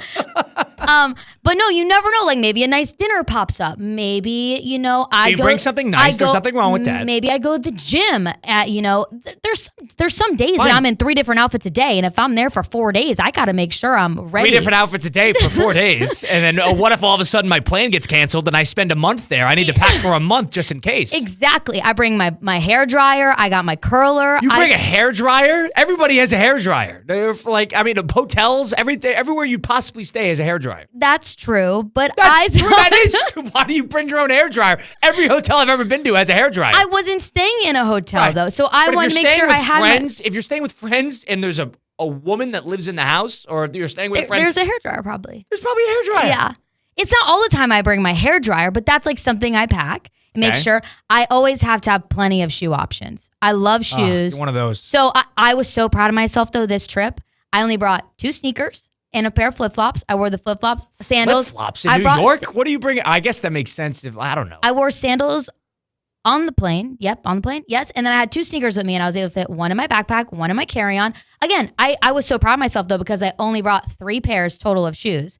One was for the gym. One was for just like casual shoe that I could wear with everything and anything. I can listen to this. And then a I don't have a flip-flop problem with just this. to like Casual be wear. ready to go. All right, Quickly. I don't hate that. So the shoes is not. I have no problem with that. The hair dryer is a complete waste of time. That's a miss. You should not bring I the don't hair think you dryer. get it. Of course, I don't get it. Yeah. But I think the availability of a hair dryer is not a big problem. I guess so, but I just wanted to make sure I had What one. else do you just in pack case. that you completely don't need? Like I had jeans with me, so I packed a belt because most of the time I need like a belt or How something. do you wear the jeans and wear the belt? Again, those are options. If I end up wearing the jeans, I have the belt to go. I have plenty of clothing options. It's more it's all Oh, clothes. it's all clothes. It's all clothes. Okay. I have again, New York right now is a little chilly. It was in like the 50s, Right. so I had some long sleeves with me. I brought some tank tops. Maybe it was going to warm up a little bit. I brought a few workout outfits because I didn't know if maybe I was going to go to the gym, maybe take a walk on like a trail. Right. I have no idea. Maybe there was a dinner that was going to happen. I wasn't sure. You're the maybe on the vacation. I was packed and ready to go for any occasion. Now, are you ever going to grow out of that? Probably not. Probably not. Probably not. Probably not. And Yeah. so that's why God forsake, you go for a week. Holy hell. Oh, yeah, no. If I'm going for a 2 week, suitcases. there will be a You get one massive of those checked bag. a pod container that they put in the driveway that you pack up. You probably bring one of those. Know what? I want to invest in this, though, because have you seen, like, for suitcases, like, those small bags that you can fit, like, 20 shirts in them, and then you zip that up, and it's like... I have those. You have those? I See, do. that's what I need. But Uh-huh. I also am a little nervous to have those because that means I'll pack more. Because it's like... sometimes They have those that actually are air compressed too, and you could put like a vacuum to it, Yeah, and it see- condenses everything. See, I don't know if I need that because that gives me Oh, now more, we don't. Now we don't need it. That would give me more reason to pack more things. Okay. So- I guess that's fair. Yeah. Now I did a 36 days in Europe I would go crazy. with one backpack. I can do that. I have it's a bigger backpack. It's a travel backpack, but it's a backpack. So I did that the entire way, and it rained. I was in cold weather spots. I was in Iceland. I was also down in Croatia in the summer. Yeah. So I was in some hot and cold places How'd you wash your clothes? at a laundromat. Okay. And I did laundry 3 total times. So Okay. because hold on. In This is 36 days? 4 total times. Okay. Yeah, I did 4 total times. I did like once every like 6 or 7 days. Okay. So 7 days. Yeah. Wow. That's You're not good with math, as we No, learned no, last no. I'm Friday. thinking about it. I'm trying to think of when I did it and where I did it. But yes, I did it about 4 different times, and it worked because some days, listen, I'll call it like I see it. If I'm traveling, jeans can be worn more than once, unless you're like playing mud football, Yeah. with the locals. See, for me, you're gonna be completely I'm fine. weird with jeans wearing them twice. You can wear jeans more than once, unless like you're running around. They get a little baggy for me. They get a little baggy. Yeah. Oh, that yeah. I don't. So I don't then even, I don't even process that. Yeah. If my jeans are bad, yeah, I don't even process. I process that. Like because jeans, like the fit changes. Yeah, right. Like when you It's wear just them. more like uncomfortable for me, and then I feel like they're baggy and it doesn't look good with like whatever I'm wearing. And- so But like it's the I don't same really. size pants. They're the same size. Yeah, they're just little like they just But you need to wash them to get them back to normal. yeah, because they need to like fit me nice I've and never heard of snug that. and So they no longer fit you until you wash them again. basically. Isn't that the opposite of like normal mankind, where things shrink and don't fit anymore when you wash them too much? I guess so, but for me, like I just like them to fit. Like they just end up getting baggy, and then I don't like how they look, or they just don't. They're not comfortable for me anymore. Is this like in your own head? Do you think? No. No, it truly doesn't look. It looks different. I don't know. I'm Okay, curious. maybe in my head it does look different, but Yeah, I've heard of wanting to wash and dry and wearing a nice fresh pair of socks, but I've never heard about that for jeans. no, I've been in the office here. Like they have told me they're like you're not supposed to wash them like that much. You can wear them multiple times. I'm like I just don't like to. That's fair. I would rather wash them again and them fit me nice and snug and in all the right places, and we're good. Right. Yeah, Right. that's just a me thing. I could understand that, but then you got to bring like 3 pairs of jeans. So how many jeans did you bring? 2. You brought. All right, that's fine. That's not terrible. I was expecting worse. No. I brought 1 pair of jeans. I brought 1 other like pair of pants that's like reusable, and then I think I had like I think that was it on the pants, and then I think I brought like the rest were shorts, and shorts are easy and compact and compressed to pack, and then I brought 1, maybe 2 pairs of shoes. Did you bring like 1 pair of underwear? No, that. If there's one thing I packed properly, it's underwear and socks. Okay, you that's got to do good. the essentials and t-shirts. Okay. And then I don't bring a hat. I don't wear hats, so I didn't bring a hat. You say hats don't fit your head. Yeah, I do struggle with that, but but yeah, I mean, I was able to do it. You'd be surprised. I think if you really just tried it, if you went on like a little weekend trip and you just tried it, I think you'd realize how much you could get by with like a backpack. You should take like a weekend trip and go to like Oklahoma City where you don't know anybody and just pack a backpack, get in and out, and then just go about your day and then see how little you could use in a preservation on a trip. I think you'd learn something from that. Okay, sure. I can try that one day. Oklahoma City. Oh. Well, I mean, for somebody like me, though, who I am not the person to take advice from, and especially when it comes to what I do in my free time, including riding a bike. Because on Sunday, my bike wheel exploded. Tina thinks it's the funniest thing ever. The bike wheel exploded when I was going down Key Biscayne, the bridge connecting Key Biscayne to Miami. I wish I had somebody like St. Lucie Battery and Tire to help me out, huh, Tina? Yes, and again, I wasn't like laughing at what happened to you. I more was laughing at the fact that this would only happen to you. True. True. So, but hey, maybe St. Lucie Battery and Tire could have helped you out with a new bike tire. But it's not just a tire place. It's a local family-run business that's been doing this for over 50 years. That means they care, they know what they're doing, and they will treat you right. I've walked in needing help with a flat tire, a weak battery, you name it, anything, and they've always had me back on the road fast. No upsell, no pressure, just honest work at honest prices. They don't just work on cars. They handle RVs, boats, commercial fleets, you name it. We'll check on the bikes, so you can go there, Colin. 24/7 roadside emergency service. Exactly what you needed on Sunday was that roadside emergency service. Do they work triathlons? We should ask them. We'll work that in. We'll start that. Whether you need new tires, a battery, or just want a shop you can trust, go to St. Lucie Battery and Tire. Check them out at slbt.com. That's Tina. That's CCAT. Colin Russo, theoretically speaking, ESPN 106.3. On the flip side, Tina decided that she has a new hobby. And we're going to officially announce what Tina's next big hobby is going to be. Because Tina's a hobby person, such as myself. I'm a big hobby person. And I already got my things. But Tina's actually changing things up. She got another one. She's going to announce it next. Theoretically speaking, ESPN 106.3. Live from the Anajar and Levine Accident Attorney Studios. Anajar and Levine Accident Attorneys. Call 1-800-747-FREE. This is ESPN 106.3. Tired of being sidelined by a sports injury? Get back in the game with Baptist Health Orthopedic Care. Whether you're a professional athlete or even a weekend warrior, you can get back to doing what you love with our compassionate orthopedic team. Experience a new level of care and get back to your best. Welcome to being treated like a pro. Make an appointment today at baptisthealth.net/ortho or call 833-556-6764. May is National Burger Month, so grab your MVP card and head to Duffy's Sports Grill for a big Burger Blitz celebration. Enjoy Duffy's award-winning half-pound certified Angus beef original cheeseburger and french fries, starting at just $8.99 with the purchase of any beverage. Plus, don't forget about Duffy's famous 2-for-1 drinks, all day, every day. Visit Duffy'sMVP.com to learn more, and remember, at Duffy's, our game is always on.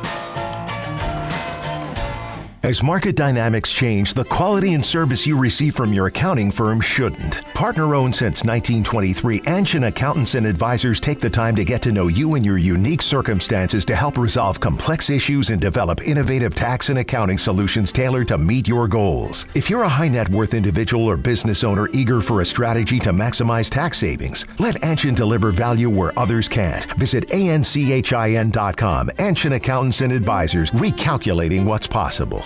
Introducing DQ Grill & Chill's new sauced and tossed buffalo chicken strips. A basket of 100% all white meat seasoned chicken strips now being served with blue cheese or ranch dressing dips. The blizzard of the month is s'mores and mixing bowl mashup. Fresh cookie dough bites and brownie batter for a unique sweet treat. Don't forget a DQ Grill & Chill cake this season. Stop in and pick one up or get a custom order. DQ Grill & Chill with 2 locations, 4828 Lake Worth Road and US 1 just south of North Lake. ESPN 106.3 is your home for live sports presented by Hard Rock Bet. Home of the Miami Heat, now the new home of Inter Miami. Catch all the games and the biggest matchups throughout the week right here on ESPN 106.3. Hard Rock Bet, it's Florida's official sports book. Try Hard Rock Bet now and receive up to $100 back in bonus bets if your first bet does not win. Hard Rock Bet, roll with us. It's offered by the Seminole Tribe of Florida. Must be 21 plus and physically present in Florida the wager. Terms and conditions apply. Concerned about gambling? Call 1-888-ADMIT-IT. The pink smoke is taking over South Florida. Listen to Lionel Messi, Luis Suarez, Sergio Busquets, and Jordi Alba and Inter Miami in their pursuit of an MLS Cup all season long right here on ESPN 106.3. Messi, left foot, in on Guzan, tips it up and over, it's a goal! Lionel Messi is on the board! Listen to it all on the Deportes Radio FC app, brought to you by PNC Bank, Audi, and Lytle, Ryder, Smith, Ivy, and Frauenrath. Kaiser University's flagship campus, the 100-acre residential campus at 2600 North Military Trail in West Palm Beach, extends Kaiser University's educational offerings to over 100 degrees within the heart of South Florida. Kaiser University also has an athletic program with 24 national championships, including the 2024 Women's Swimming and Diving Championship and Men's Lacrosse title. Visit KUSeahawks.com for the latest.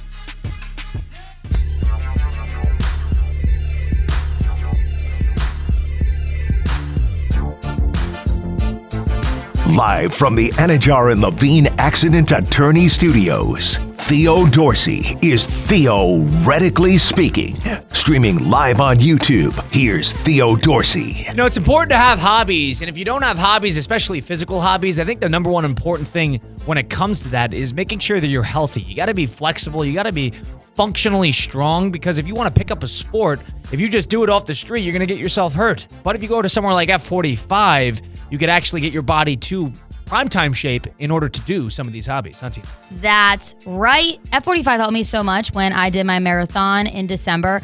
F45 is helping you while you're training for your Ironman. Tuesdays and Thursdays. Yeah, F45, 45-minute workout. You're in, you're out, you break a sweat. You could go in one day and do a strength day. Need some extra cardio? They got a class for that.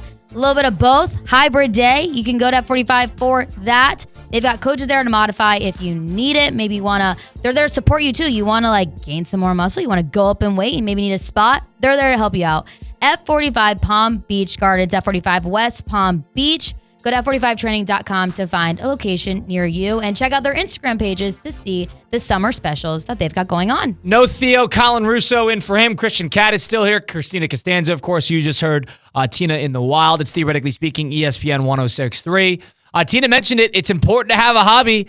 And Tina's hobby before, when I first met her, was that marathon that you did last year. And now, basically, you had an epiphany on your little trip, and you got a new hobby that you're, I guess, going to tackle now? This is gonna be a new endeavor that you got planned for us, huh? Yes, I just love to keep myself busy. And Right. one thing I loved so much about marathon training was just like I had to really like plan my days around my training.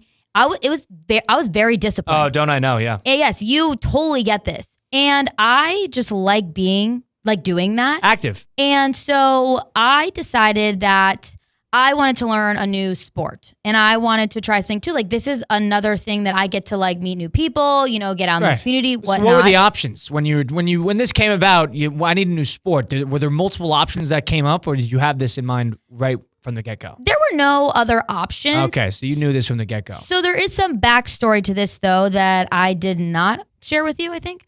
I decided that I wanted to learn to play volleyball. So I actually tried out for volleyball in middle school. I did the clinics beforehand, and I ended up making the Spirit Squad, which was Hold on. Yeah. The Spirit Squad? The Spirit Squad, which What was is that? It was like the B team. I thought that was the cheerleading team. No, it was. I thought you tried out for volleyball and they said, No. do cheerleading. No, it was the B team basically. And that's so patronizing. it's like We're the I'd rather starters. not make the B team. team basketball player, 5th grade through 6th grade. There's nothing wrong with it. Naming the B team the Spirit Squad is patronizing. Yeah, I wasn't. That I could agree with. It was called the B team. I would No rather problem. have just not made the team altogether. I would rather be like, you didn't make it. You had a bad experience? No, I didn't have a bad experience. I played a lot of different sports growing up, and all around the same time. I was going from I played baseball, I did cheerleading, I did flag football. I did all these different sports like gymnastics, dance. I was a sore loser, and I decided I don't want to be on the spirit squad. I'm not doing this. You quit. I quit. I didn't want to be on. Wow. I didn't want to be on the B team. Yeah, I right did. after giving us the whole discipline I know. spiel. Yeah, middle school me was a quitter, and so I really liked playing it. And I was not good at serving. Like, I don't know if it was just like the form, whatever it was. Important. So yes, it's important. Like, I could not get it over the net. It was impossible. This is when you were also 13 years old. Yes, but yes. In middle school. So my roommate actually played college volleyball, and she's been playing in a league for a few years now. And I'll actually like go watch her and like cheer on for her team. There's no one really else there but me. But You're the only one? Me and a few others, like some family members. They don't invite you to come in then? I guess you got to sign up. I don't know if this is like a whole thing. I just don't think it's like that kind of like league where it's like, yeah, like hey, a come pickup and watch. league, Like, yeah. it's more just like those playing it, you know. Okay. But I'll go and watch her, and it was just something I've been thinking about, and I'm like, I have someone who I literally live with that could help me get better at this. And also, especially a collegiate player. I love the beach. I love being outside. I like being active. I was like, this is something I could try. We're getting into summer and learn and just be kind of an activity that, again, I can get better at. I can learn and meet new people, have fun. And so I want to do volleyball. So what are the steps from here? So are you going to have, so your roommate is a collegiate volleyball player. Yes. Are you going to do lessons with her, or are you just going to go and play? I think we're going to, the first thing I did this week was I sent her a volleyball that I found on Amazon and said, is this like a fine volleyball to use, to buy? She said yes. Does she not have like a volleyball? No, she doesn't have one with her. The league like she plays in, like they provide everything. Okay. So I found a volleyball that I'm going to order. And then really I think it's just us going to, if it's an indoor place, like the community center You can go around out us. back. You can go out back and just hit back and forth. and That then get too. good at it. Like we have a backyard. We could do that to start. We could go to like Juneau Beach and play. Like they have some outdoor like beach volleyball courts there. So I've only gotten to the fact that I've decided I want to do this. And then Oh, I'm so you haven't going to even- purchase okay. the volleyball, and then we'll figure out all the steps after that. What if you realize you don't like it as much as you thought? You're going to stick this through to you. What's the ending point? Just to do this casually? What if she sticks you on the spirit squad? I don't think she can do that. Wow. If your roommate has a choice between like, oh, can we get Tina in for a game? She's like, no, have Tina play in the second league that's after the first league. Well, yeah, we plays. have actually this nice club where they make us snacks and they bring the orange slices Yeah. and they cheer You can really be loud. the team mom. Uh-huh. How about that? You can Wow. learn more about. No, I don't think she would do that. But for me, I hate being bad at things. So I want to continue to do it until I'm good, or at least until I can go and like play in like a pickup game and not be like the worst one there.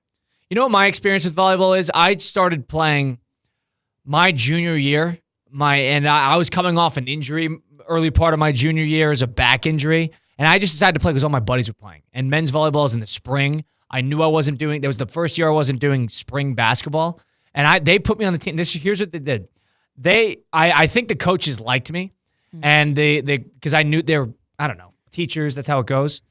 They didn't put me on JV to actually play. They just put me on varsity to not play so I could hang out with all the varsity guys and just have a good time Glue throughout guy. the season. That was it. Okay. Pure glue guy. Hype guy. Hype guy. Yeah. They put me in blowouts, so I had a couple opportunities. But I mean, the team was good. The team was like state recognized, and all my buddies were on it, and they were all like actual volleyball players.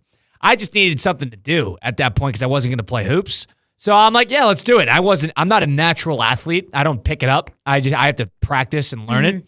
I had no interest in doing that. So I decided to just jump on, and I was straight with her. I'm like, listen, she's like, you going to play on JV? I'm like, do I hang out less with the varsity? She's like, yes. I'm like, let's stick me on varsity. And then she's like, all right. And then she put me on varsity, and that was my experience. And you know what? I did a lot of practicing, and I actually think I got halfway decent at it. And I could probably pick it up quickly if I needed to, but that was my experience with volleyball. It's a very casual sport. Now, Tina, you said something there where you hate being bad at something. Yes. So one way to be not bad at something is to not do that something. So there's the chance that middle school Tina is in there somewhere. And after week 2 and you still can't get it over the net, and you're thinking, you know what? I'm going to go back to do some burpees and deadlifts because that's what Tina knows. I want to stick with it. I did 5 months of running to like do this marathon. Like in my head, I'm going to fight with myself to like, I'm going to be better. I'm going to get better. I want to do this. You have something planned with the marathon. You need what you need to do to Maybe invigorate that sense. You need to have a tournament. Ooh, and tryouts. you need to set a date. You need to set a date that there is going to be a big tournament, one of those like 90s movies, volleyball tournaments, hundreds of people at the beach volleyball tournament. I'm sure you could find one here in South Florida, and you got to sign up and play. What if it's like, well, let's not get as big as a tournament. What if it's just like a league? Like there are local leagues. Like what if the goal is I go all summer and then sign up for a league in the fall? League, it's going to be tryouts. I would Can't just be a sign. league. I would sign up for a league tomorrow, and I would set a date for a tournament at some point this summer. Okay, I'm not trying to do tournaments. I don't know. These people. A marathon is a one-time event. Tournament. A tournament, though, is... Tina, hold on. Hear me out. This is going to work. You want to invigorate that competitiveness in you, and I think you have it. Yeah. I think the important part is you got to set a date. Set a date and have it be a big tournament. And you don't want to embarrass yourself, and everybody in the office will go. Oh, lovely. So if you go in and I stink... don't know. This feels like a Meet the Parents situation where Tina's going to get the ball spiked right in the face, and it's going to be hard to watch. I don't want to be there for that. Thank you. Well, hold on. Practice, and then we don't have to deal with that. I will practice. Right. But I don't know. You don't like that idea? You don't like that idea? I don't know about that. This is a hobby. Like, Do you want to join my band? Like that's the one. You're in a band? Well, not yet, but like. Oh, that's one of your fever dreams. Like Yeah. When you get time, you're gonna buy a guitar. I'm gonna learn to play the guitar, and I'm gonna Okay. start a band. I love that. Like, what would you play? That's my next thing. You can be in the band too. We have Hold vacant on. spots. You could join my band, and then I'll put the band together, and then you. Cat said it first, so it's his band. Yeah, that's true. This idea was coming from me. Right. Dibs. Learn the drums. How about you both have a band? We'll do Battle of the Bands. I'm okay with that. I do plan. I think it's either guitar or keyboard would be the next thing that I'm going to set my mind to. You got keyboard. I'll take guitar. We'll have to You're a talk. band. We'll have to talk about that. This is not a decision I'll make for at least another 2 months, 3 months. Tina, what position of the band would you be on? I want to be drums. You can't sing? No, I can't sing. I don't know. I've never heard you say. I don't know. I cannot sing. I could sing. Can you sing? The guy with the guitar has to sing. That's not true. Not true at all. All right, so you want to I be can like shred. All right, so you want to be like the electric guitar. I'll be the back vocals. Let me be the acoustic. Let me be the Ed Sheeran. No. I could sing. No, we need someone with some soul. I need to hear some riffs that really cut edge. They melt. Right, but the windows. You could do that, and I will sing. I don't know about that. I feel like your head might get too big figuratively in this situation if you are also the lead vocalist. Yeah. Gonna make it all about him. This is a band. We made it here. We are the band, not you. You're not the band. All right. I'm already getting mad about this. And we're not I get it. See, I you get know it. what? I rescind the I get it. invitation. I You're not get it. invited to my I get band. it. You wonder why bands break up. We haven't even started it, and the Beatles have broken up. Unbelievable. All right, fine. All right, I'll stay in the back in the harmonica. Does that work? Okay. Tambourine. We'll work your way up. Work my way up? Yeah. I don't want to learn the drums. Drums are too big. I don't have enough. People air guitar. I air drums in the car. Like I pretend that I have a bass and a pedal under my foot, and I actually in tempo, and I'm pretty good at pretending like I know how to play drums, but I don't know how to play drums. I am more than happy to. I sing in the car, no problem, and I'm a guy. I can sing. You're wasting an ability. I don't believe that you can sing. You're wasting a chance. What's the song that you normally sing in the car? I could sing any song. No, I can't. Okay. Just give me the top one. Pick one song. If you had to sing right now, what would it be? See, the thing is, I don't even know if I count this like a singing song because we didn't What's start your the fire. go-to karaoke? We didn't start the fire by Billy Joel. Okay, come on. It's like my all-time favorite. That's your song to karaoke. sing. Like, what's your go-to karaoke song? I know mine immediately. Shania Twain, Man, I Feel Like a Woman. Yeah, I know that song. Yes. Good. It plays to the crowd where it's not a selfish move by Tina. Like people, especially the way it starts. Yes. All right, let's think. You don't 'cause know I know your what Christian, go-to? No, I know what Christian's going to do here, so I got to be ready for this. The lyrics, at least. Sweater Weather. You know that song? No. The SpongeBob song? No. Is that not the song name? I don't know. I think it's by The Neighborhood, I want to say. It's a good song. So is this a song that people know? Or are we I doing selfish? I could do Kings of Leon songs. You know that band? I know the band, but what are some of the songs again? I Use used Somebody. to rule the world. Like that one? I don't know that one. Sex on Fire, Use Somebody, Waste a Moment. You know those songs? We don't need to do that right now. But you said you can sing. Yeah, but that's not a sing-worthy song. So you said you could sing anything. You know what? You did this to yourself, I did. so you I know did. what's about to come. I need to come up with a song. We're going to come up with a song and break, and I'll sing it on the flip side. How's that? All right? Tina, C-Cat, Colin, theoretically speaking, we'll see how this goes. ESPN 106.3. Live from the Anajar and Levine Accident Attorney Studios. Anajar and Levine Accident Attorneys. Call 1-800-747-FREE. This is ESPN 106.3. It's Work Zone Awareness Week, Florida. Every year, lives are lost in work zones because of speeding and distractions. When you see orange cones, remember, slow down, follow the signs, and stay focused. Workers are counting on you to get home safely, and so are their families. Let's work together to prevent crashes and save lives. A safety reminder from the Florida Department of Transportation. Slow your roll, safety's the goal. Hi, it's Evan Cohen from Unsportsmanlike. No scandals, no beefs, no problem. Well, yell about something. Shohei's socks, a rogue tweet, maybe even pickleball. It's always sports rage season here on ESPN 106.3. Introducing DQ Grill & Chill's new sauced and tossed buffalo chicken strips. A basket of 100% all-white meat seasoned chicken strips now being served with blue cheese or ranch dressing dips. The blizzard of the month is s'mores and mixing bowl mashup. Fresh cookie dough bites and brownie batter for a unique sweet treat. Don't forget a DQ Grill & Chill cake this season. Stop in and pick one up or get a custom order. DQ Grill & Chill with 2 locations, 4828 Lake Worth Road and US 1 just south of North Lake.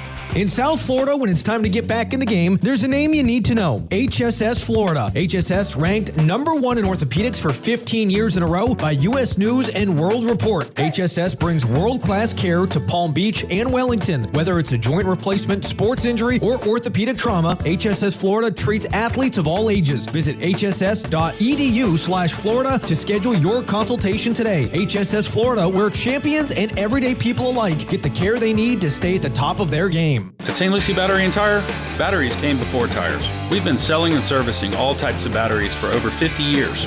So when you need a battery for nearly anything, we have it, as well as the fast professional installation you need. We carry premium batteries for all your needs: automotive, commercial, marine, RV, and specialty. We also offer delivery and on-site installation, serving our customers quality products for over 50 years in the home of honest, reliable service. Go to slbt.com and book your next appointment. Business owners, are your employees driving you nuts? Is money tight? Or have you just poured your heart and soul into your business and now it's time to retire and just relax? At Transworld Business Advisors, they have buyers from all over the world ready to buy your business now. Call for a confidential conversation about your business's current value. 561-203-5121. That's 561-203-5121, or visit tworld.com today. Every Thursday is a Thirsty Thursday at Roger Dean Chevrolet Stadium. Membership is just $100, and all fans 21 and up get a ticket to every Thursday game and a drink koozie, which unlocks weekly drink specials. Learn more at RogerDeanChevroletStadium.com.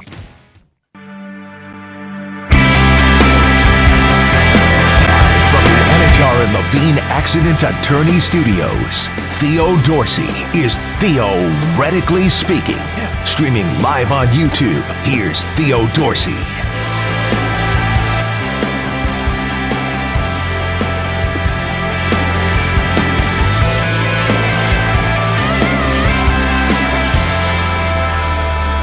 I've been roaming around, always looking down at all I see. Painted faces fill the places I can't reach. You know that I could use somebody. You know that I could use somebody.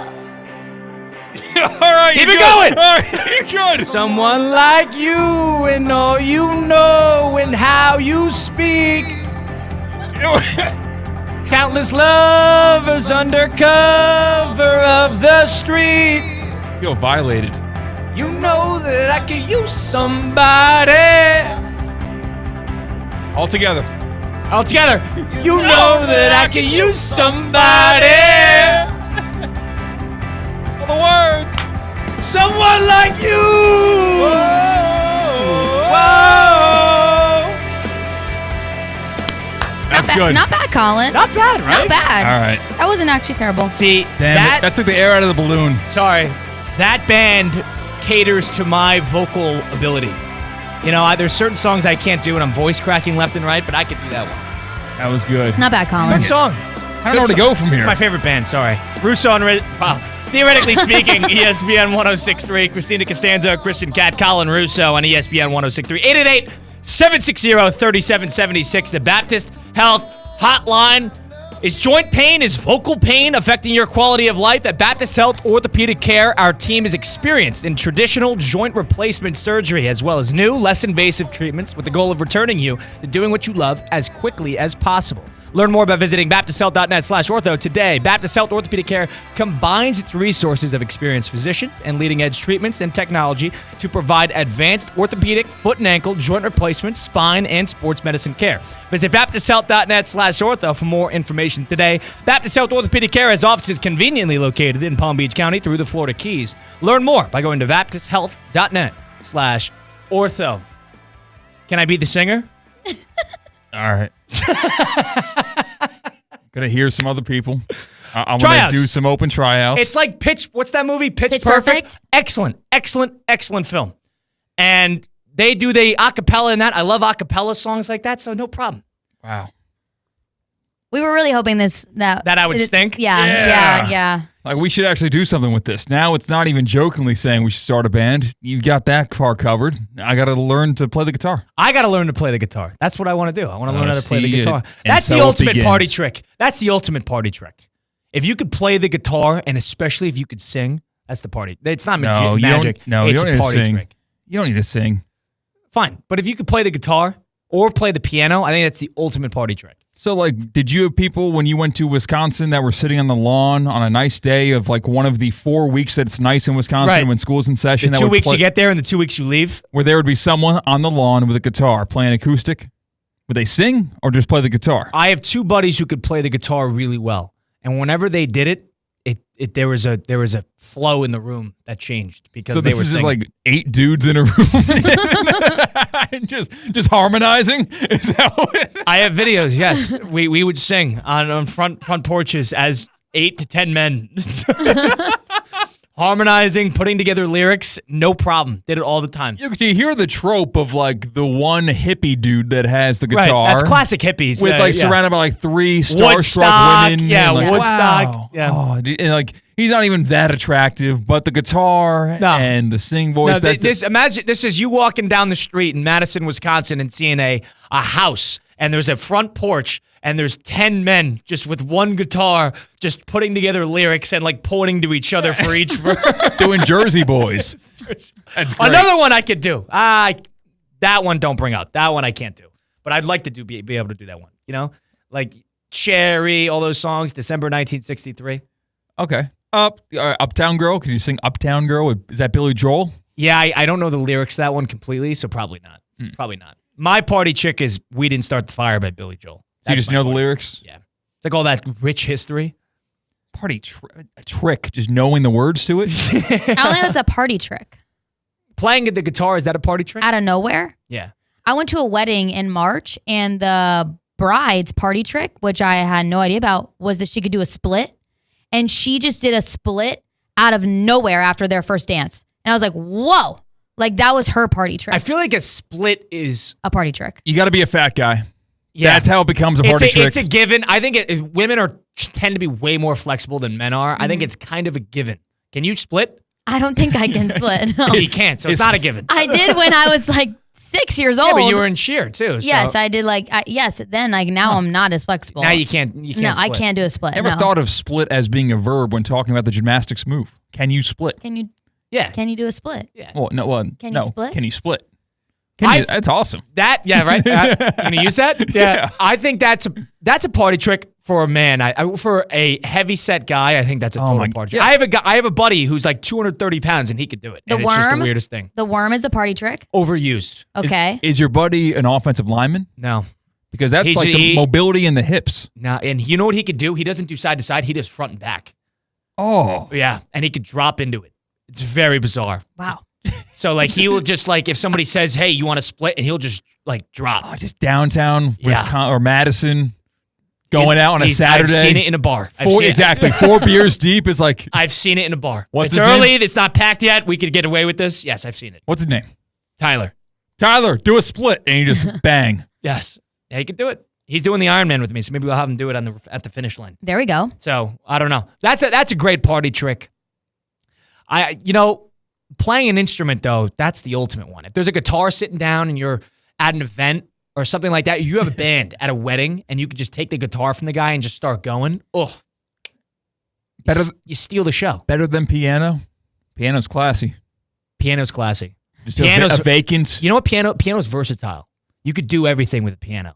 Yeah, you can't do every song with a guitar. Oh, you can do Miles Teller, Great Balls of Fire in the Top Gun Maverick. Oh, yes. If you ring that out, are you kidding me? Yeah. At the same time, you can go to a cocktail hour or just a very special dinner and A play fancy some melody. restaurant, that would be to look at me. You'd love that. No, I wouldn't like that. If I was good at it, maybe. See, I want the end result of being someone that can play the piano, but I don't want to go through the blood, sweat, and tears. Like piano class? Are you kidding me? If Tina shows up to a Duffy's and they have a piano there, are you going to get on the piano and utilize a part trick, start singing? I probably wouldn't do that. I would avoid the piano, but what I wouldn't avoid is the food at Duffy's. Duffy's Sports Grill was once again voted the best sports grill in 2024 with their award-winning burgers and wings.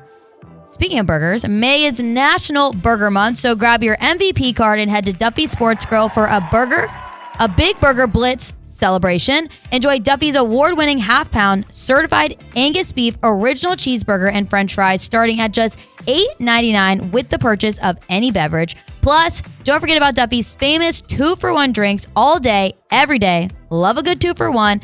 And your favorite game or sporting event is always on with over 80 TVs in each location. You will never miss a minute of the game.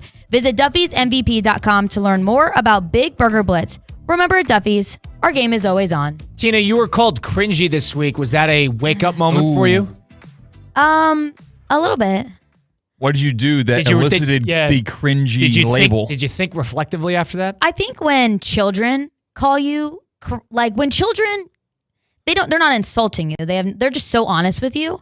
It's like, oh, that hurt a little bit. Like, okay, like I need to stop this. What did you do? Try to talk about Fortnite or something? No, I didn't. I was a little exhausted when I had flown into New York, and I was Excuses. like, I just need some rest, and I'll be, peppy tomorrow. And this 8-year-old said to me, she was like, that was cringy. Ooh. And I go, just because you said you needed to sleep? I said I'll be like peppy tomorrow, or and she goes, you're not cringy, but that was cringy. And I was like, okay, like, all right, okay. Were you a little bit insulted by that? No, but I was just like, all right, like maybe I'm like, okay, I'll chill out. Like I won't say that. Yeah, like are you watching your words now? Yeah, you were listening. You were like, oh, maybe that was cringy. Yeah, I'm like, okay, maybe this is a little head hits the cringy. pillow. You start rethinking the scenario in your head. Was that cringy? And then it happened again 2 days later. Oh, so you didn't learn a lesson? I know I didn't say peppy. I did something else. And I thought I was being like funny, cute, just, maybe a dork. Wake up call. And I did kind of like a little like snap in the air, like put my hand up, like, I don't know. I don't remember exactly what I said, but my movement that I did, she goes, that was cringy. And I was like, okay, I'm not going to do that ever again. Wow. Yes. But you're listening. So You're listening. right hand, think elbow out right hand and swinging Like a it swing forward. up. Where your No, I'm hand goes following, from chest, I got it. face, snap Yes. in one fluid motion. Yes. That's Put my hip cringy. over to the right hand side with my hand and a little snap, and that was cringy. Well, yeah. Okay. That's not only what you said, but she was right. Yes, it was probably right. It was probably cringy. I thought I was being funny Are you and cringy? cute, and I hope not. Oh no. I hope I'm not cringy. Wow. Are you not up to date with the trends anymore? I guess not at all, because I was called cringy twice in 3 days, and I'm like, okay, I haven't been called cringy. But children have a tendency to just like they find their word and they just kind of use it, Well, how old were they? 8. Okay, yes. And Colin might be right in that. They just have the word and they just use it. If they were Because it's a new 13, it's a they new meant it. Yeah. If it's a new vocab word, they're just, this is a cool word. I'm going to use this. So maybe it's that.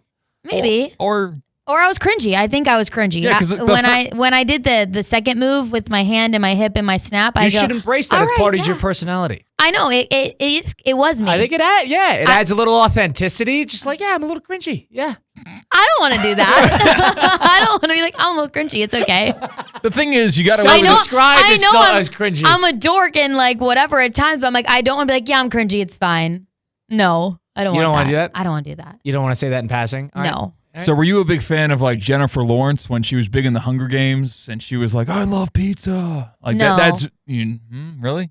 No, I wasn't a massive fan of her specifically in the Hunger Games. She's not cringy because she's like an A-list movie star. Well, no, back in 2013, 2012, we're talking Facebook meme territory. Oh. Yeah. Okay. The queen of cringe. All right. But she embraced it. That was part of her personality. No, that was her trying to be the quirky girl who can hang out with one of the guys. And everyone saw right through it. Wow. Got torn to shreds. Wow. Me included. Yeah. Tina, your thoughts? I think no, I wasn't following her if she was like trying to embrace the cringiness, but I think at times like I'm probably like, I'm just being me. But Ooh, that phrase right there. I was just trying to be me. That means we know there's a problem. I'm just being me. I'm just cringy, I guess maybe. I'll embrace it. It's okay. Embrace it. Yeah. I'm just a little cringy. The fact Just that say it. I'm a little cringy. You got the benefit of the doubt the first time. Said you're not cringy, but that was cringe. But then the second time, wait a second. Now we're following a trend. I actually asked her. I go, am I cringy? She's like, it's what you're doing that's cringy. I said, okay. It's just. But you are your actions. It's my actions are cringy. So I but think you that are your actually actions. makes me speak louder than words. You are your actions. That's Christina Costanza. That's Christian Cat. I am Colin Russo. Theoretically Speaking, closing out here. If you missed any of the program, go listen back at Theoretically Speaking on Apple, Spotify, wherever you get your podcasts. We'll be back at it tomorrow, 2 to 4. We got Russo and Rizzo coming right up after this from 4 to 6. Stick around for a whole lot of fun to be had right here on ESPN 106.3.